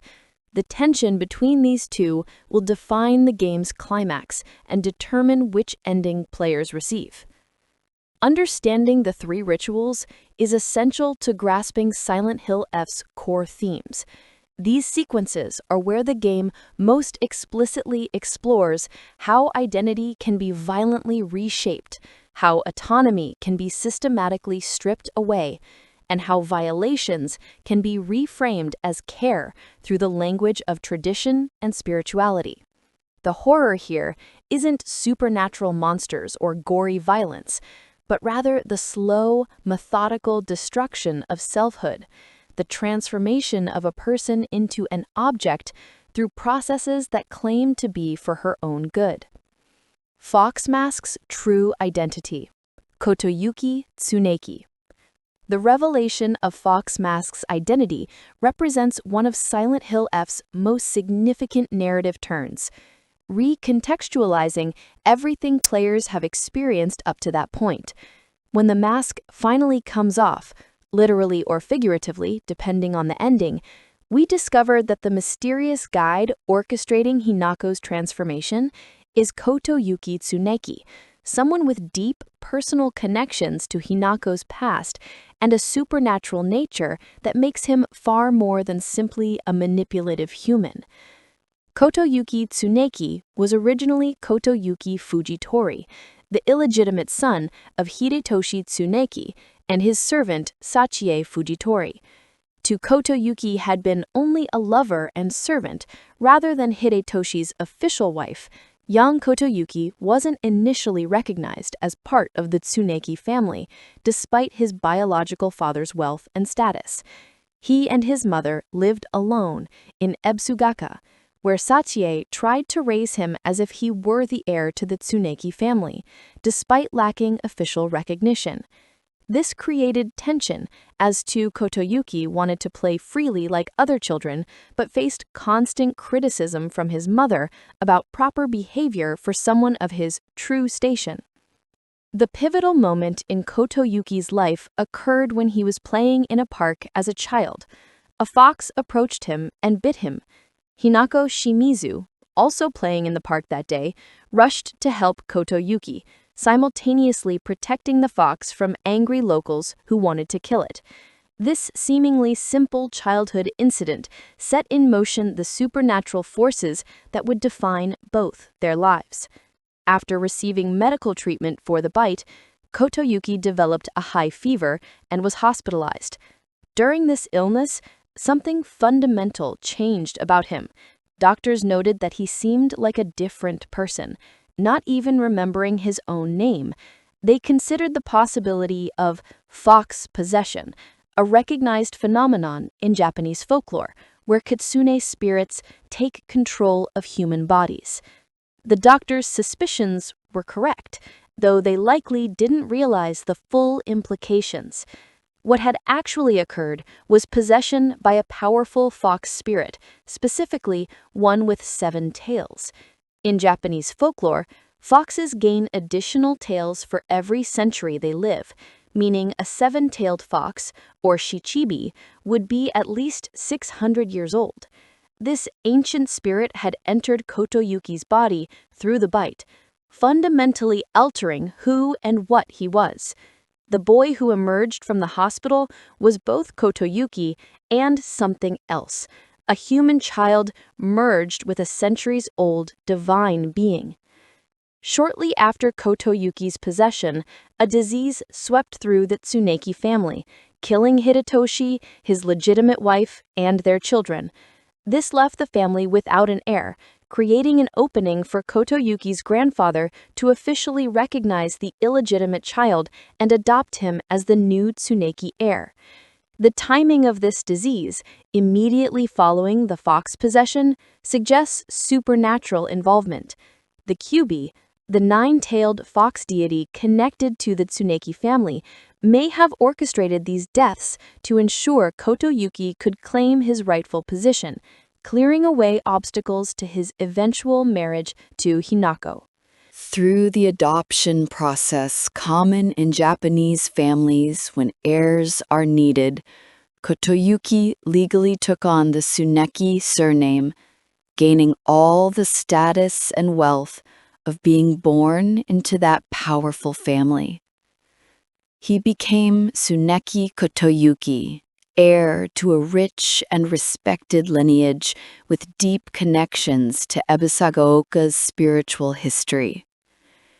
This transformation from unrecognized bastard to legitimate heir parallels the transformation the fox spirit underwent, from wild creature to something that could navigate human society and pursue its goal of claiming Hinako as a bride. After his adoption, Kotoyuki moved away from Ebisugaoka with his new family. People who had known him before the possession noted how dramatically he had changed. He became absorbed in his studies with an intensity that seemed inhuman, dedicating himself to learning everything he could about human customs, particularly those related to courtship and marriage. This wasn't the natural development of a maturing boy, but rather a spirit's methodical preparation for a specific goal, understanding human romance well enough to win Hinako according to human rules. Despite moving away, Hinako and Kotoyuki maintained correspondence through letters that Hinako kept hidden from both her family and her childhood friend Shu. Their exchange stretched over years, with Kotoyuki carefully cultivating their relationship from a distance. Through these letters, he presented himself as her supportive friend, someone who understood her struggles and offered comfort amid her difficult family life. The manipulation was subtle and long-term, building trust and emotional connection that would make Hinako more receptive to his eventual marriage proposal. The fox spirit's possession of Kotoyuki wasn't random or accidental.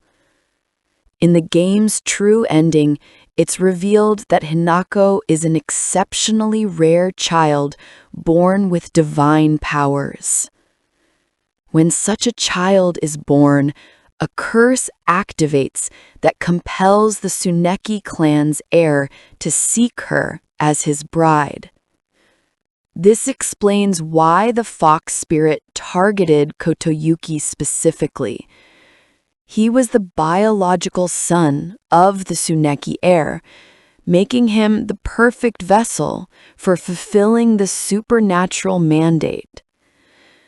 The fox needed a human form to court Hinako properly, and Kotoyuki's body provided both the physical form and the family lineage required. The fox spirit itself acknowledges this in certain endings, explaining, "Out of love and respect for you, I forced myself to abide by the rules of human courtship." This statement reveals the spirit's perspective, that it genuinely believes it loves Hinako, and that its methodical study of human customs represents respect for her humanity. It doesn't recognize its approach as manipulation or coercion, because from its divine perspective, the outcome is predetermined by curse and destiny.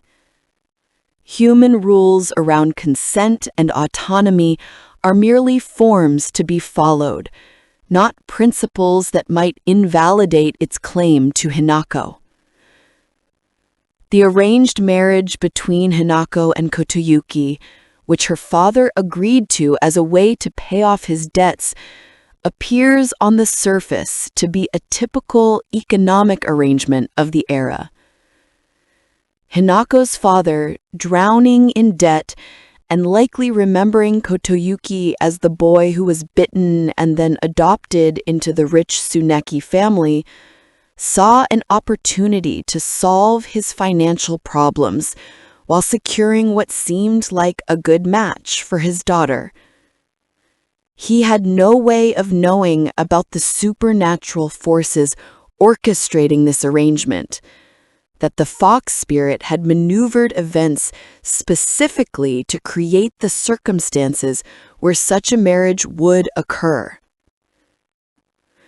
Within the game, as Fox Mask, Kotoyuki presents himself as Hinako's protector and guide through the horrors of the fog world and the trials of the dark shrine. He appears carrying a lamp with blue flame, guiding Hinako through dark paths and helping her solve puzzles or obtain important items. His demeanor is consistently calm, confident and authoritative, creating an atmosphere where Hinako feels she can trust his guidance. He seems to know everything about her situation, about the dangers she faces, about what she needs to do to survive. But this appearance of protection masks a more sinister reality. Throughout their interactions, Hinako notices how controlling the fox mask is. She remarks that she doesn't need to think or act because he makes all her choices for her. What initially seems like helpful guidance gradually reveals itself as domination, as the systematic removal of Hinako's agency and autonomy. The fox mask doesn't want to guide her to safety.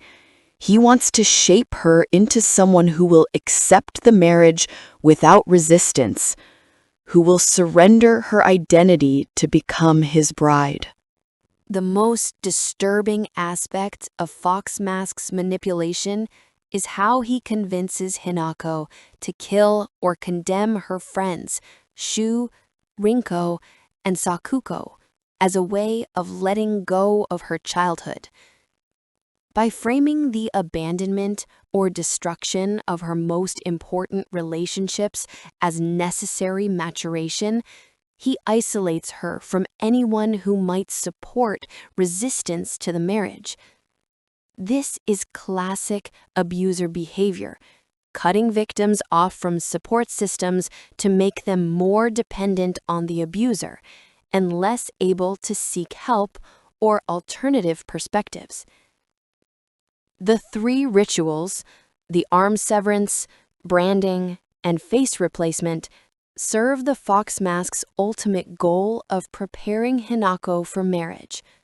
These transformations symbolize her adoption into the Tsuneki family through marriage.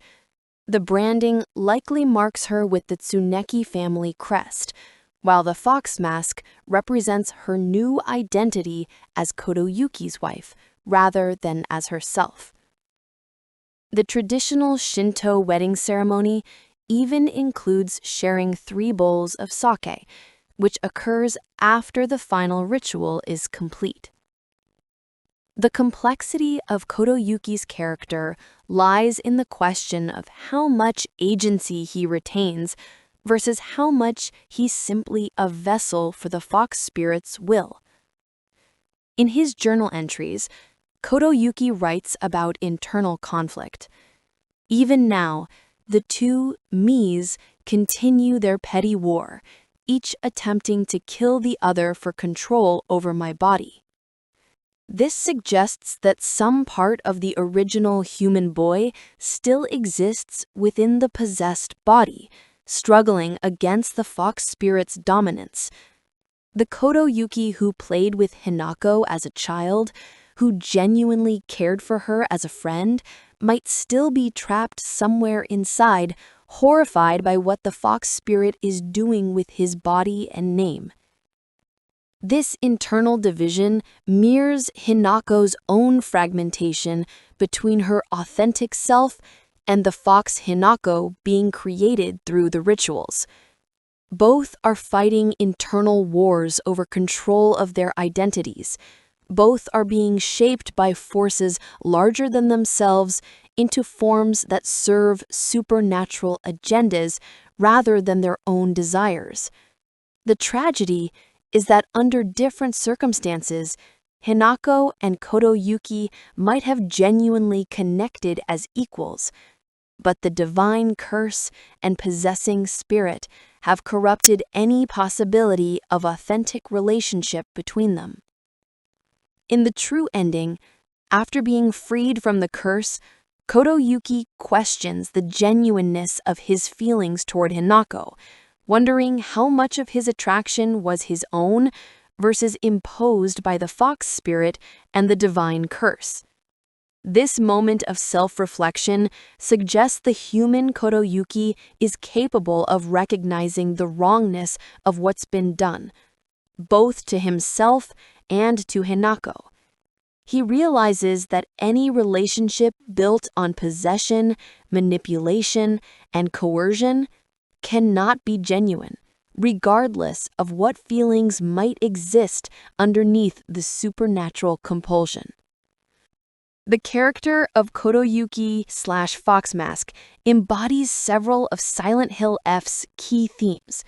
He represents how personal relationships can be corrupted by external pressures and expectations, how tradition and family obligation can be used to justify coercion, how even genuine affection can become toxic when mixed with possession and control.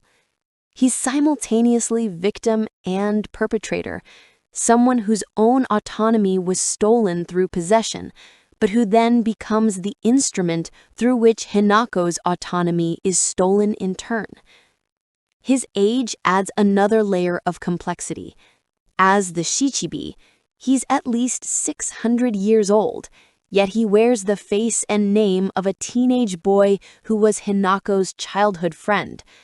This creates profound discomfort around the arranged marriage, as what appears to be a match between age-appropriate young people is actually a centuries-old spirit pursuing a teenage girl.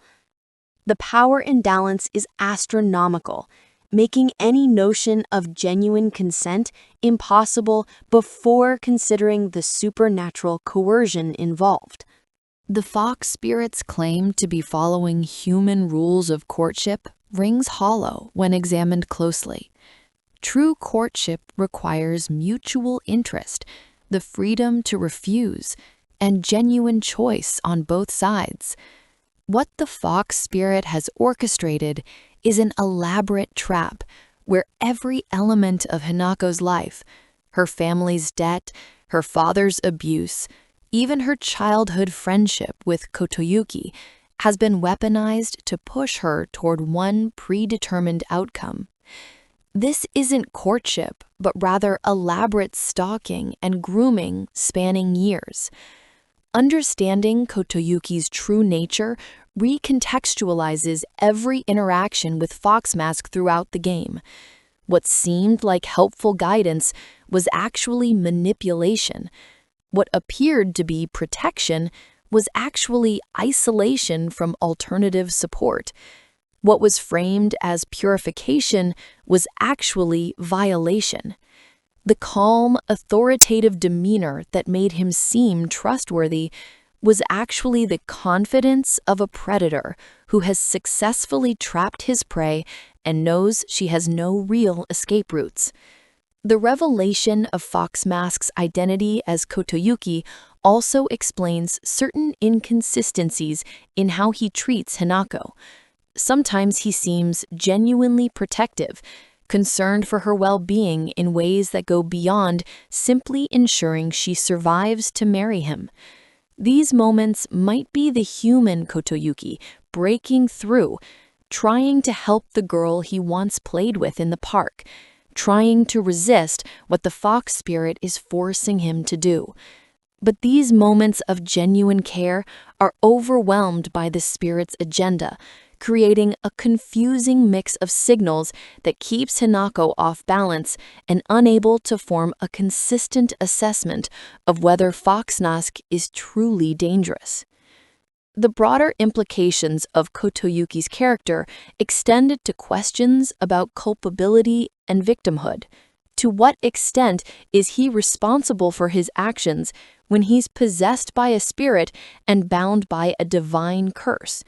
Japanese horror often explores these gray areas where supernatural compulsion muddles questions of guilt and innocence. The game doesn't offer easy answers, instead presenting Kotoyuki as a tragic figure whose victimization doesn't erase the harm he causes, whose loss of agency doesn't excuse his violation of Hinako's autonomy.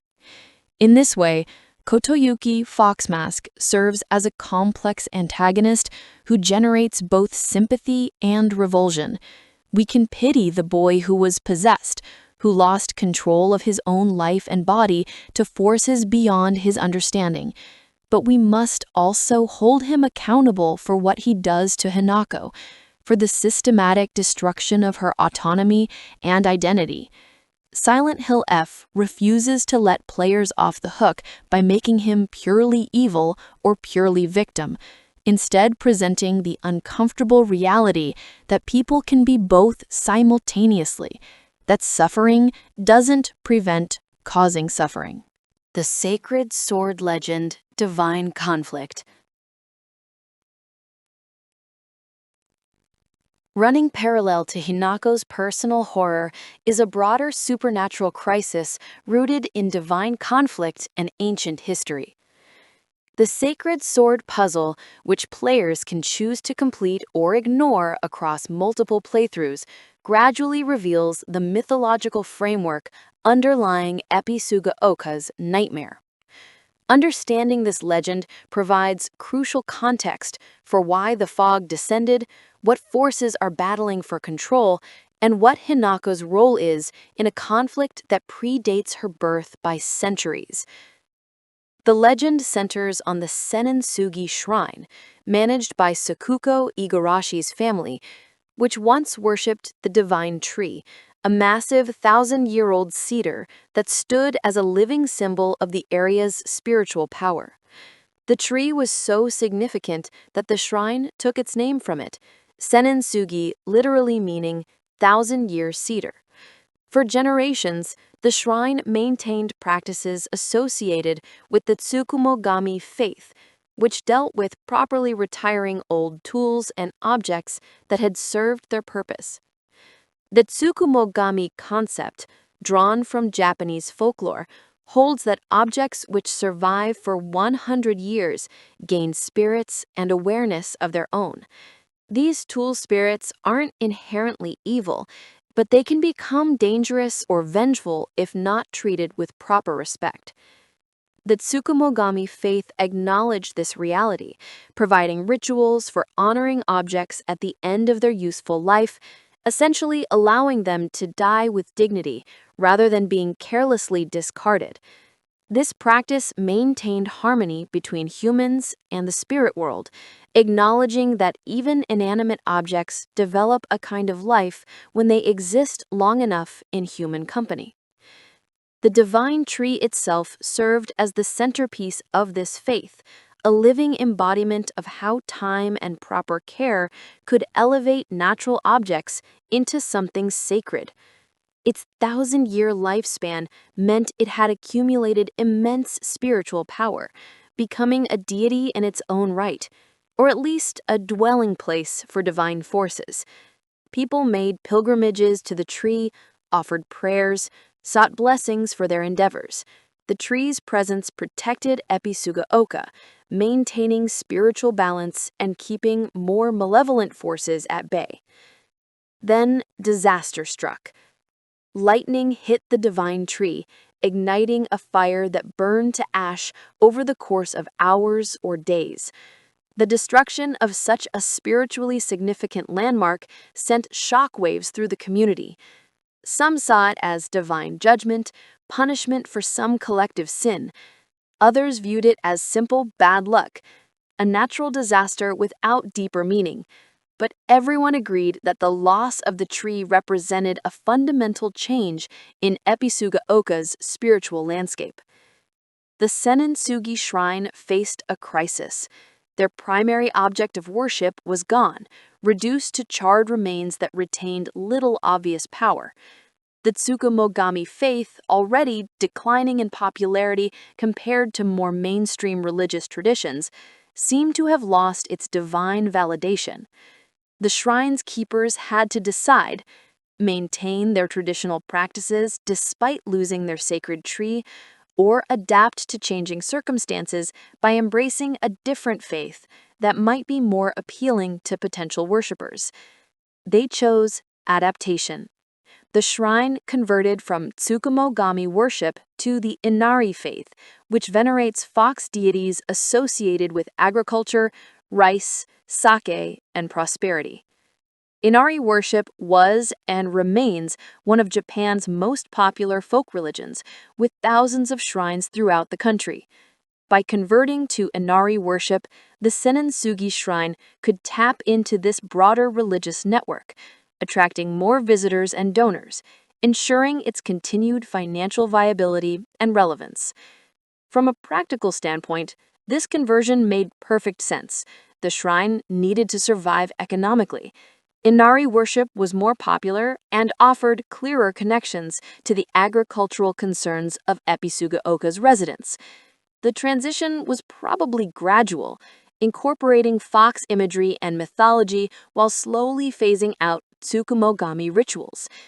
To the humans making these decisions, it was simply prudent adaptation to changing circumstances. But the spiritual consequences of this conversion would prove catastrophic. The Tsukumogami deity, already weakened by the loss of the divine tree, felt betrayed by the shrine's abandonment of traditional practices. What followers it had were being stolen by the Inari faith, converted to worship of fox spirits instead of honoring the old ways of respecting aged tools and objects.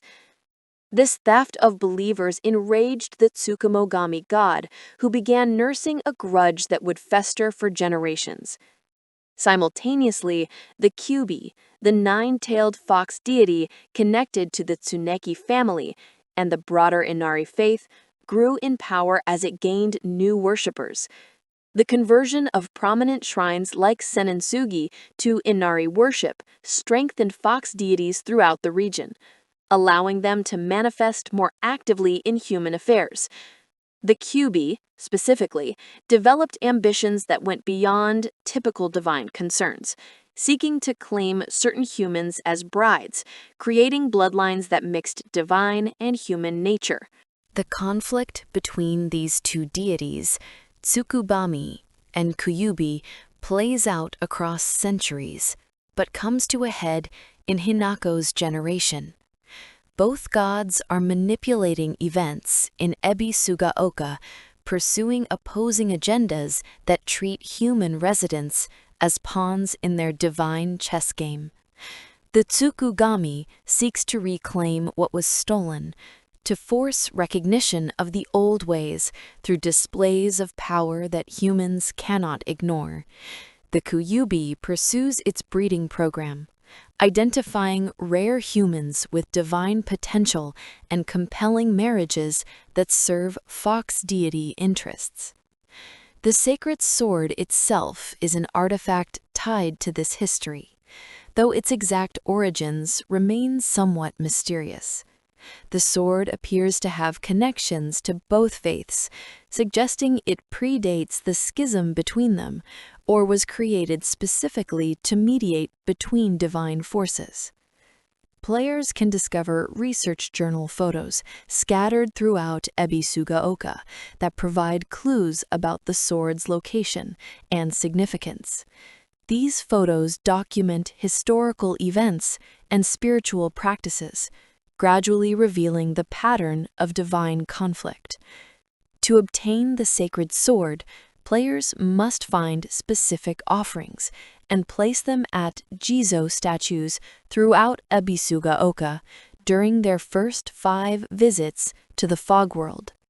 These offerings include items like dolls that must be retrieved from houses and offered at specific statues marked by distinctive features like red mailboxes.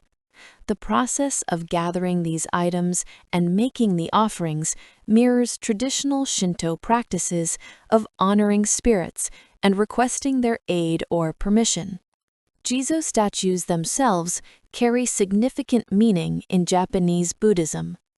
Jizo Bosatsu is a bodhisattva who protects children and travelers, often depicted as a monk with a staff and wish-granting jewel. Small Jizo statues dot roadsides and temple grounds throughout Japan, frequently dressed in red bibs and caps offered by parents seeking protection for their children. In Silent Hill F, these Jizo statues serve as waypoints and spiritual anchors, places where the boundary between human and divine can be negotiated through proper offerings. After making all the required offerings, players can retrieve the sacred sword from the sacred tree location, specifically from a trough near where the divine tree once stood. The sword's placement at this site connects it directly to the Tsukugami faith and the lost divine tree, suggesting it might be a tool for restoring what was taken, or at least acknowledging the debt owed to the displaced deity. But simply obtaining the sword isn't enough to unlock its full power or achieve certain endings. The sword must be purified through the Crimson Water Puzzle, which requires solving a bell-ringing sequence in a secret room accessed after completing the third ritual. Players must ring specific bells marked with elemental symbols in the correct order, timed to coincide with Ashishi Odoshi, the bamboo water feature that fills and tips periodically. Getting the timing and sequence correct turns the water in the room red, at which point players can return to the fog world and purify the sword at the trough near the sacred tree. The purification process itself carries symbolic weight. Crimson water might represent blood, either of sacrifice or of violence done in the name of divine agendas. By completing the ritual and using this water to purify the sword, players are perhaps acknowledging the cost of divine conflict, recognizing that the battles between gods always extract a price in human suffering. The purified sword becomes a tool for breaking free from divine manipulation rather than serving either deity's agenda. The sacred sword's state, whether unpurified, purified, or not obtained at all, determines which ending players receive. This mechanical connection between puzzle completion and narrative outcome reinforces that Hinako's gate is tied to these broader divine conflicts. She isn't simply dealing with personal trauma or a manipulative fiancé. She's caught in the middle of a war between gods that has been building for generations since the divine tree burned and the Senensugi shrine converted to Inari worship. The Taira clan history, mentioned in some documents scattered throughout the game, provides additional context for the region's spiritual significance. The Taira were a powerful samurai clan in medieval Japan, whose conflicts with the Minamoto clan shaped the nation's history. References to Taira clan presence in Ebisugaoka suggest the area has long been a site of power struggles, whether between human factions or divine forces. The sword might have connections to this historical conflict, perhaps used in battles that had spiritual as well as military dimensions. The geography of Ebisugaoka contributes to its role as a site of divine conflict.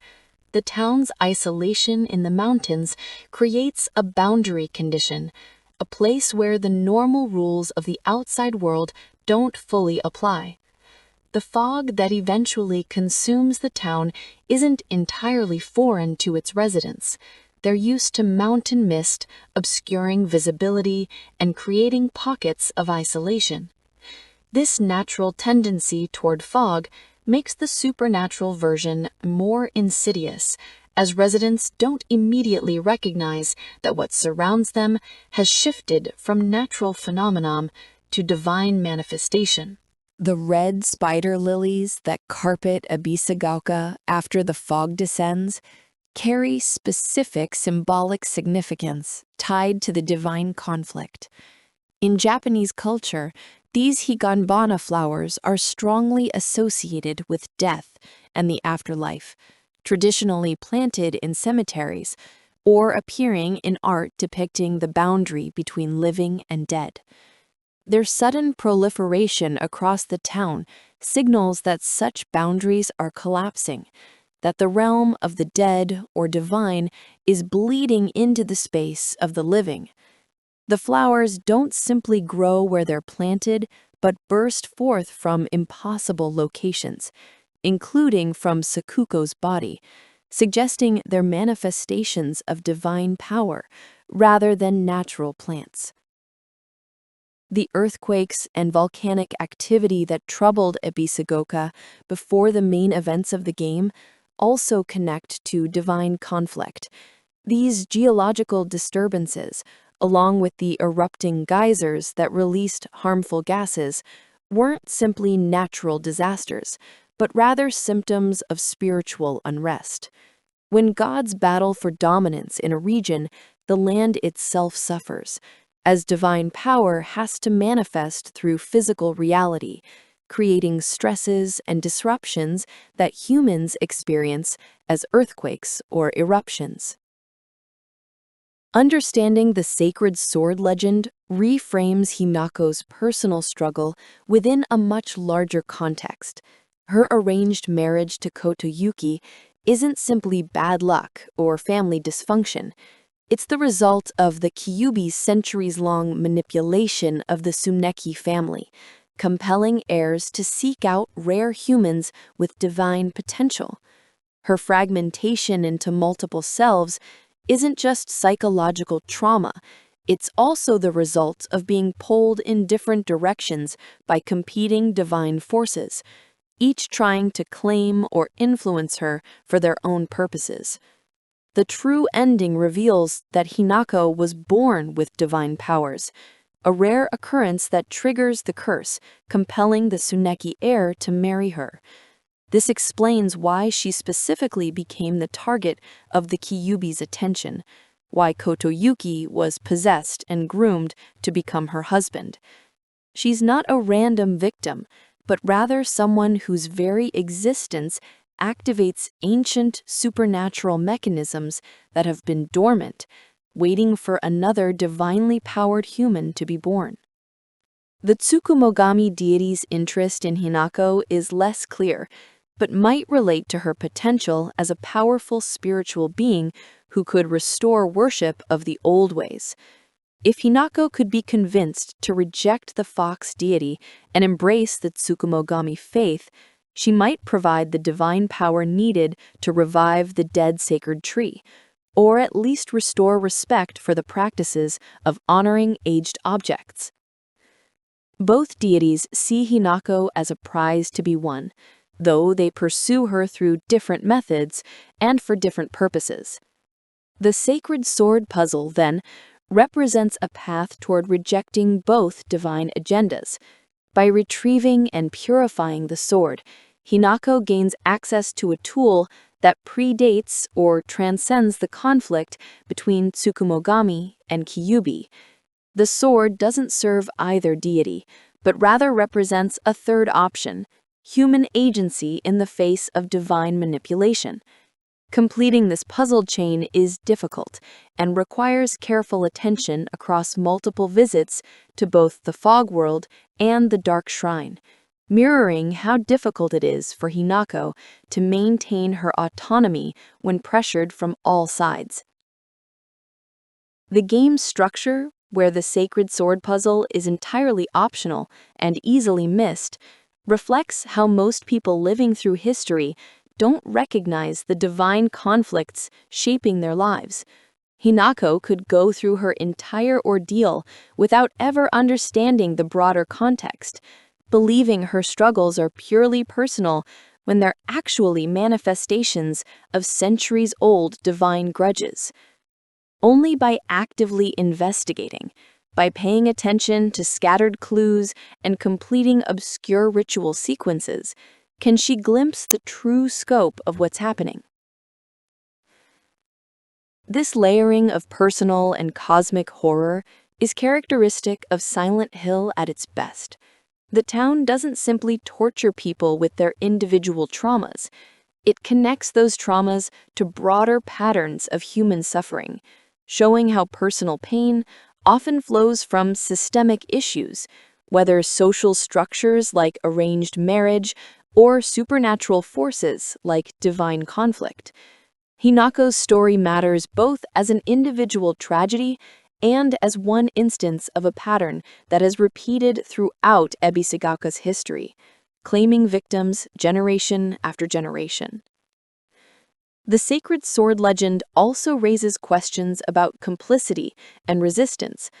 The people of Ebisugaoka, by converting their shrine from Tsukumogami to Inari worship, made a choice that seemed reasonable at the time, but had devastating long-term consequences. They prioritized economic survival over spiritual loyalty, chose popular religion over traditional practices. Were they wrong to do so? Should they have remained faithful to a deity whose primary manifestation had been destroyed by lightning? Or does the Tsukumogami deity's vengeful response prove it was never worthy of worship in the first place? Similarly, the Tsuneki family's involvement with the Kyubi raises questions about how much control humans have when dealing with divine forces.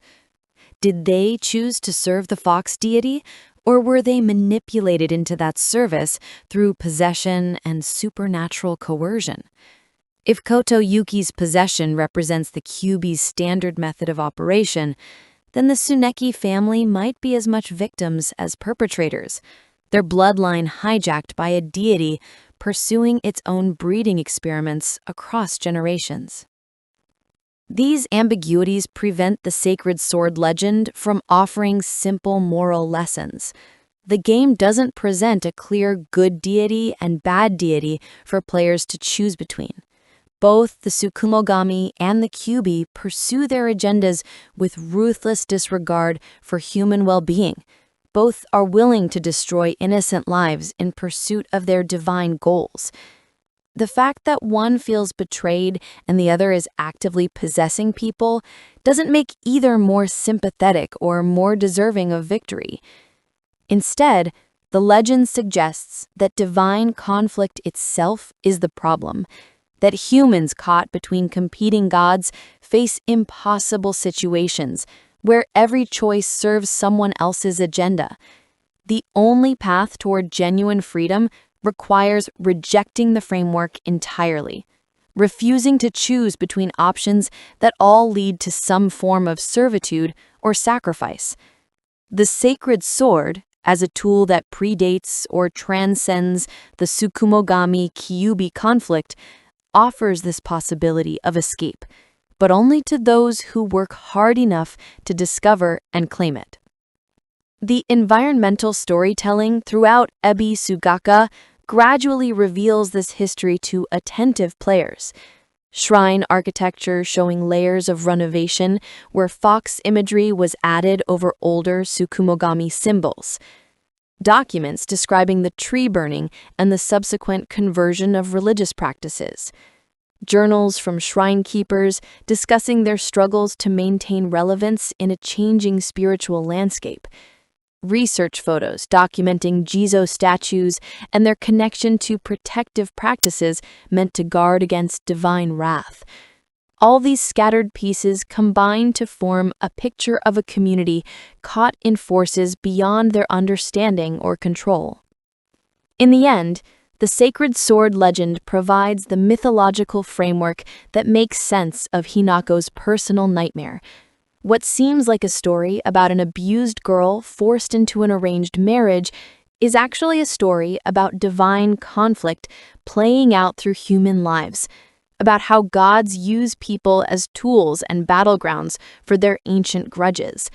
Hinako struggled to maintain her identity amid external pressure to transform, becomes representative of humanity's broader struggle to maintain agency when divine forces try to write our destinies according to their own narratives rather than ours. Divine powers at play, gods and their agendas.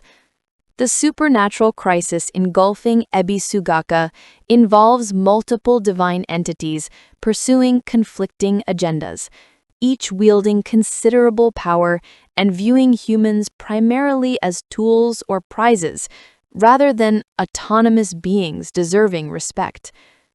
Understanding these divine forces, their motivations, and their methods provides crucial context for the horror Hinako experiences and the choices she faces throughout Silent Hill F. The Kyubi, the nine-tailed fox deity, stands as the most directly threatening divine presence in the game. In Japanese folklore, foxes are shapeshifters and tricksters, beings of considerable power who can possess humans, create illusions, and manipulate reality according to their whims. The number of tails a fox possesses indicates its age and power, with 9 tails representing a fox that has lived for at least 8 centuries or even a millennium. Such ancient beings have accumulated vast knowledge and supernatural abilities, making them forces to be respected and feared. The Kyubi in Silent Hill F has specific connections to the Tsuneki family, having established itself as their patron deity generations ago. This relationship might have been benignly, with the family offering worship and the Kyubi providing protection and prosperity in return. But over time, the deity's agenda became more invasive and specific. The Kyubi identified rare humans born with divine powers, individuals whose bloodlines could be mixed with fox spirit essence to create offspring with useful abilities or characteristics.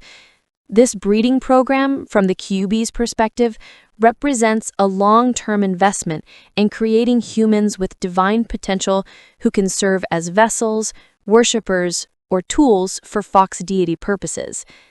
The specific mechanics of how this works remain somewhat mysterious, but the pattern is clear. When a child with divine powers is born, a curse activates that compels the current Tsuneki heir to pursue that child as a bride. The fox deity ensures this compulsion is fulfilled by possessing the heir if necessary, overriding their human will with divine mandate. Kotoyuki's possession by a shichibi, a 7-tailed fox, illustrates this method in action.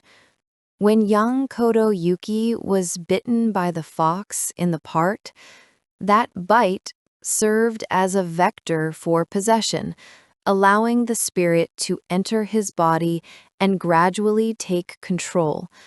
The high fever and personality change that followed marked the transition from human boy to divine puppet. The shichibi, though not as powerful as the 9-tailed Kyubi itself, had sufficient strength to dominate a child's consciousness and reshape his development according to divine agenda. The disease that killed the legitimate Tsuneki heirs shortly after Kotoyuki's possession suggests the Kyubi's influence extends beyond individual possession to broader manipulation of fate and circumstance. The deity needed Kotoyuki specifically to pursue Hinako, perhaps because his childhood connection to her provided the foundation for the kind of courtship the fox spirit believed humans required. By eliminating other heirs, Kyubi ensured Kotoyuki would be adopted as the Tsuneki heir, giving him the social status necessary to propose marriage to Hinako's family. The Kyubi's relationship to the Inari faith is complex. Inari is a major kami in Japanese Shinto tradition, associated with rice, agriculture, foxes, and prosperity. Inari shrines, identifiable by their red torii gates and fox statues, are among the most common in Japan. The connection between Inari and foxes stems from traditional beliefs that foxes were Inari's messengers, or even manifestations of the deity itself. This association made fox deities powerful within the Inari faith framework, able to claim worship and build influence through established religious structures.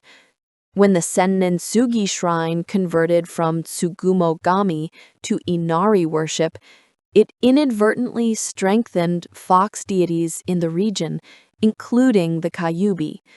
More worshippers meant more spiritual energy flowing toward fox spirits, more opportunities to manifest in human affairs, more power to pursue divine agendas without human interference. The Kyubi's methods, as revealed through its possession of Kotoyuki and its manifestation as the fox mask, emphasize manipulation over overt force. The deity prefers to work through established human systems, using arranged marriage customs, family obligation, and economic pressure rather than simply kidnapping or directly controlling its targets. This approach reflects both the Kyubi's intelligence and its genuine belief that following human rules represents respect for Hinako's humanity, even as it systematically destroys her autonomy. The three rituals performed in the Dark Shrine, the arm severance, branding, and face carving, serve the Kyubi's purpose of transforming Hinako into an acceptable bride. These violations, framed as purification, actually strip away her human identity to create space for her new role as wife to the possessed Tsuneki heir. The rituals mirror Shinto wedding purification practices, but corrupt them into tools of domination, showing how religious tradition can be weaponized by those with power against those without. In contrast to the Kyubi's elaborate manipulations, the Tsukumogami deity operates more through ambient dread and reality distortion. This god, tied to the practice of honoring aged tools and objects, feels betrayed by the Senninsugi Shrine's abandonment of traditional worship. Its primary grievance is the theft of followers, the conversion of people who should have been maintaining Tsukumogami practices into Inari worshippers, serving fox deities instead. The Tsukumogami's manifestations in the game are less direct than the Kyubi's. Where the fox deity possesses humans and orchestrates specific events, the Tsukumogami seems to express itself through the general horror afflicting Ebisugaoka. The fog, the monsters, the reality distortions all might be attributed to this deity's anger, its refusal to accept being forgotten or replaced. The divine tree's burned remains still contain some power, enough to serve as the location where the sacred sword can be retrieved and purified, suggesting that Tsukumogami hasn't been completely destroyed despite the loss of its primary physical manifestation. The dolls warning Hinako not to trust the fox mask might be the Tsukumogami's intervention, attempts to turn Hinako against the Kyubi by revealing the fox deity's deceptions. If the Tsukumogami can prevent Hinako's marriage to the possessed Tsuneki heir, it thwarts the Kyubi breeding program, while potentially gaining a powerful ally. Hinako's divine powers, if directed toward restoring the old ways, could revive Tsukumogami worship and weaken fox deity influence in the region. However, the Tsukumogami's methods are hardly benevolent. The monsters spawned from its anger don't distinguish between guilty and innocent, between shrine keepers who chose to convert and regular residents who simply followed the new religious practices.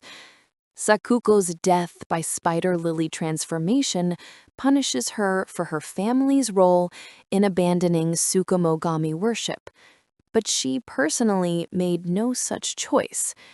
She's simply the descendant of those who did.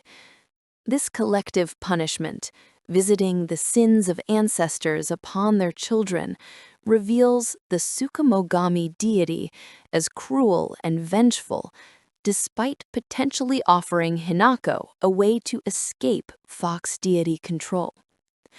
The concept of Tsukumogami itself, from folklore, suggests objects that become alive after existing for 100 years. These tool spirits range from household items like umbrellas and teacups to larger objects like old furniture or musical instruments. Most Tsukumogami folklore presents them as mischievous rather than malevolent, causing minor problems like hiding objects or making strange noises to remind humans not to discard old things carelessly. But Tsukumogami can become dangerous if severely disrespected or if they feel particularly resentful about their treatment. The Tsukumogami deity in Silent Hill F represents an elevated version of this concept. Not just individual tool spirits, but a god that embodies the principle of honoring what has served its purpose. This deity would naturally feel profound offense at being discarded in favor of a more popular religion, at having its primary physical manifestation, the 1,000-year-old divine tree, left unprotected from lightning strike and subsequent fire. From its perspective, the humans of Ebisugaoka proved themselves ungrateful and disrespectful, worthy of punishment. The divine tree itself occupies a complex position in this divine hierarchy. Was it the Tsukumogami deity, or simply the deity's dwelling place? The tree's 1,000-year lifespan certainly qualified it for spiritual significance by Tsukumogami logic, suggesting it might have achieved awareness and divine status through sheer longevity. The lightning strike that destroyed it might have been natural disaster, divine judgment from some other entity, or even sabotage by fox spirits seeking to eliminate a rival power base. The charred remains of the tree, still standing when Hinako arrives at the sacred tree location, suggest some remnant of power persists. Trees in Shinto tradition often serve as shintai, physical objects where kami dwell or manifest. Even destroyed, the tree might retain enough spiritual significance to serve as a conduit for divine power, explaining why the sacred sword can be retrieved and purified at this location. The trough near the tree, where Hinako can use crimson water to purify the sword, might be where offerings were traditionally made, a point of contact between human and divine realms. Beyond these two primary deities, Silent Hill F hints at other spiritual forces at work in Ebisugaoka. The Jizo statues, where players leave offerings as part of the sacred sword puzzle, connect to Buddhist rather than Shinto traditions. Jizo Bosatz protects children and travelers, standing as a guardian against spiritual harm. The statue's presence throughout Ebisugaoka suggest attempts by residents to protect themselves and their families from the divine conflicts swirling around them. Prayers for safety from forces they don't fully understand. The red spider lilies, Higanbana, carry their own spiritual significance beyond being manifestations of the Tsukumogami's anger. In Japanese Buddhism, these flowers are said to bloom along the Sunzu River, which souls must cross to reach the afterlife. They mark boundaries between living and dead, guide spirits toward their destinations, and remind the living of mortality and impermanence. Their proliferation across Ebisugaoka signals that such boundaries have collapsed, that the town has become a liminal space where normal rules about life, death, and divine interaction no longer apply. The fog itself, while a signature element of Silent Hill games, takes on specific meaning in the context of Ebisugaoka's divine conflict. Japanese folklore includes many stories of divine or supernatural fog that obscures reality, creates pocket dimensions, or separates the worthy from the unworthy. The fog in Silent Hill F might be a neutral phenomenon that allows divine forces to manifest more easily, a thinning of the barrier between spiritual and physical realms that both the Kyutsubi and the Tsukumogami exploit for their purposes. The Dark Shrine, where the fox mask leads Hinako through the three rituals, exists as a pocket dimension or spiritual realm connected to but separate from physical Ebisugaoka.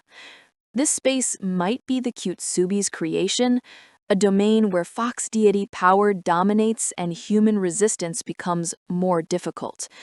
The shrine's architecture blends Shinto and Buddhist elements, while maintaining the oppressive warmth and red lighting that suggests divine presence, creating an environment designed to break down Hinako's psychological defenses and make her more receptive to transformation. The red capsules that Shu creates using peony seeds serve as a chemical bridge between human and divine perception. The pills don't create the supernatural crisis, but rather allow Hinako to perceive it more fully, to move between the fog world and the dark shrine, to commune with gods whether she wants to or not. Shu's research into Hakukuso and his claim that the capsules allow communication with gods proves tragically accurate, though not in the beneficial way he hoped. By giving Hinako this drug, he inadvertently made her more vulnerable to divine manipulation, opening her awareness to forces she would have been safer remaining blind to. The question of whether Hinako actually possesses divine powers as the true ending claims, or whether she's simply been labeled as such by deities seeking to justify their manipulation of her, remains somewhat ambiguous. From the Kyubi's perspective, Hinako's divine nature is undeniable, a rare occurrence that triggers ancient curses and justifies the elaborate courtship ritual. But divine perspective might not align with objective reality. The gods might be projecting meaning onto Hinako, declaring her special in order to validate their interest in claiming her. Alternatively, Hinako's divine powers might manifest as her exceptional resistance to transformation, her ability to maintain a core of authentic selfhood even when subjected to rituals designed to erase her identity. Most people put through what Hinako experiences would break completely, fragmenting into whatever form their tormentors desired. Her stubborn persistence, her refusal to completely surrender despite overwhelming pressure, might constitute a form of divine strength that gods recognize even if humans dismiss it as simple stubbornness. The multiplicity of divine forces at work in Silent Hill F creates a situation where Hinako cannot win by choosing a side.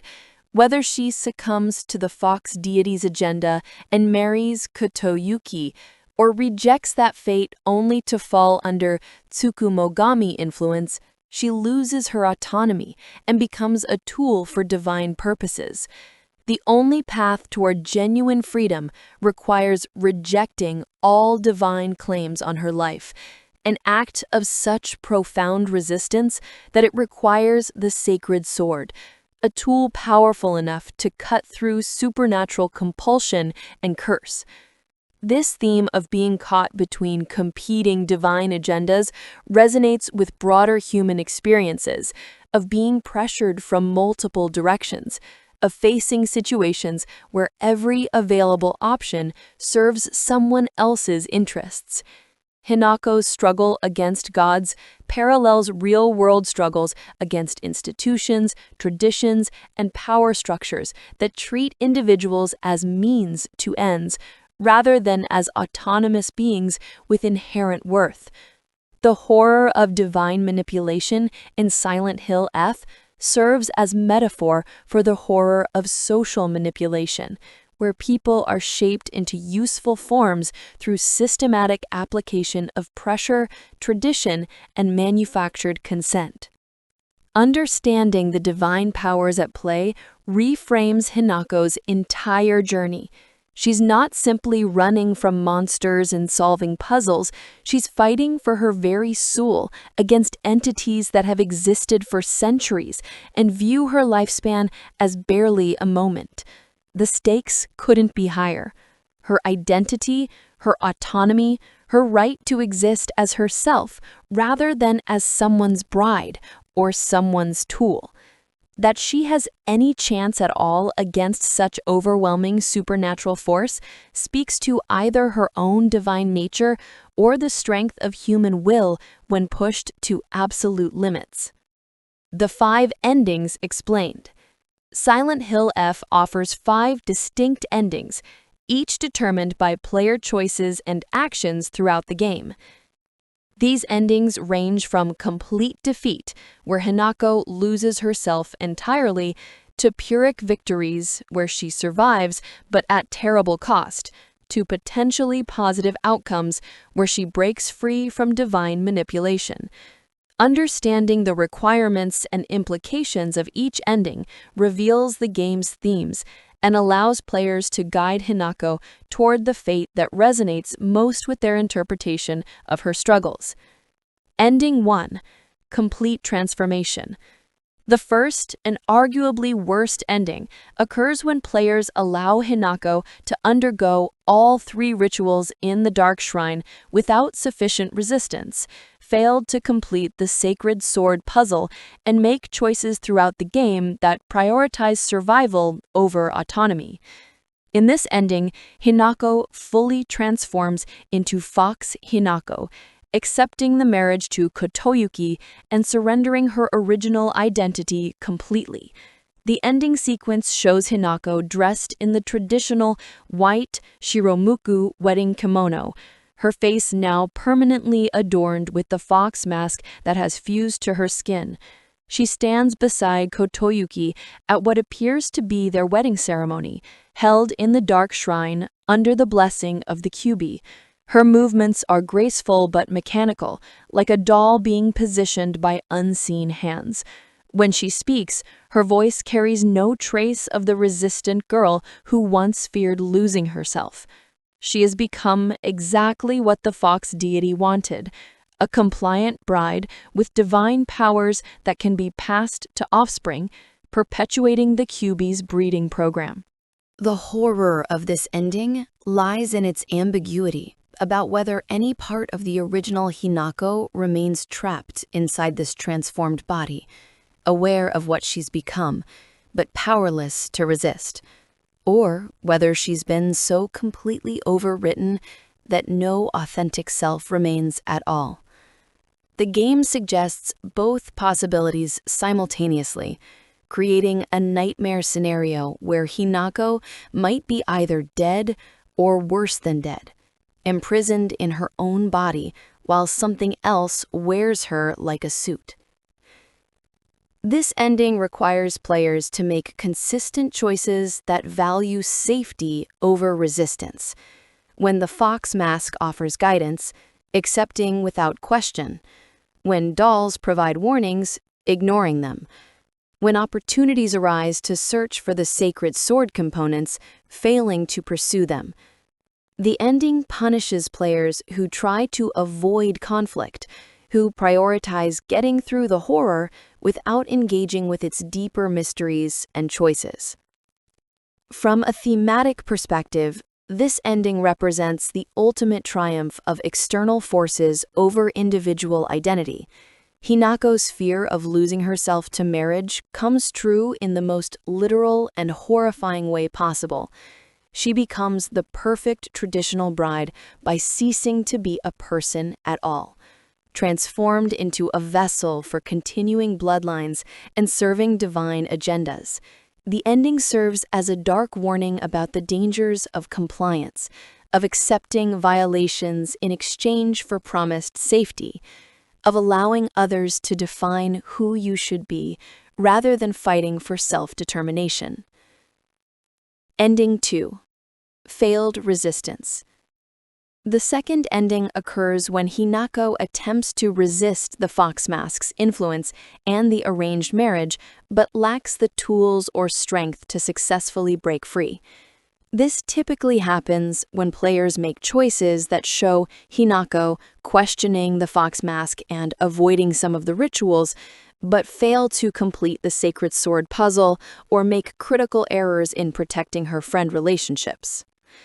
In this ending, Hinako tries to flee from the wedding ceremony, recognizing at the last moment that she cannot go through with marrying Kotoyuki. She runs through the streets of fog-shrouded Ebisugaoka, pursued by both the fox mask and various monsters. The chase is desperate and ultimately futile. Without the sacred sword or other tools needed to break the divine curse compelling her toward this marriage, she cannot escape the supernatural forces arrayed against her. The pursuit ends in tragedy. Hinako is cornered by the Shiramuku creatures, the bride monsters that represent her fear of marriage. And that's the full lore of Silent Hill F. Good night, my fellow travelers. Sleep well in the fog.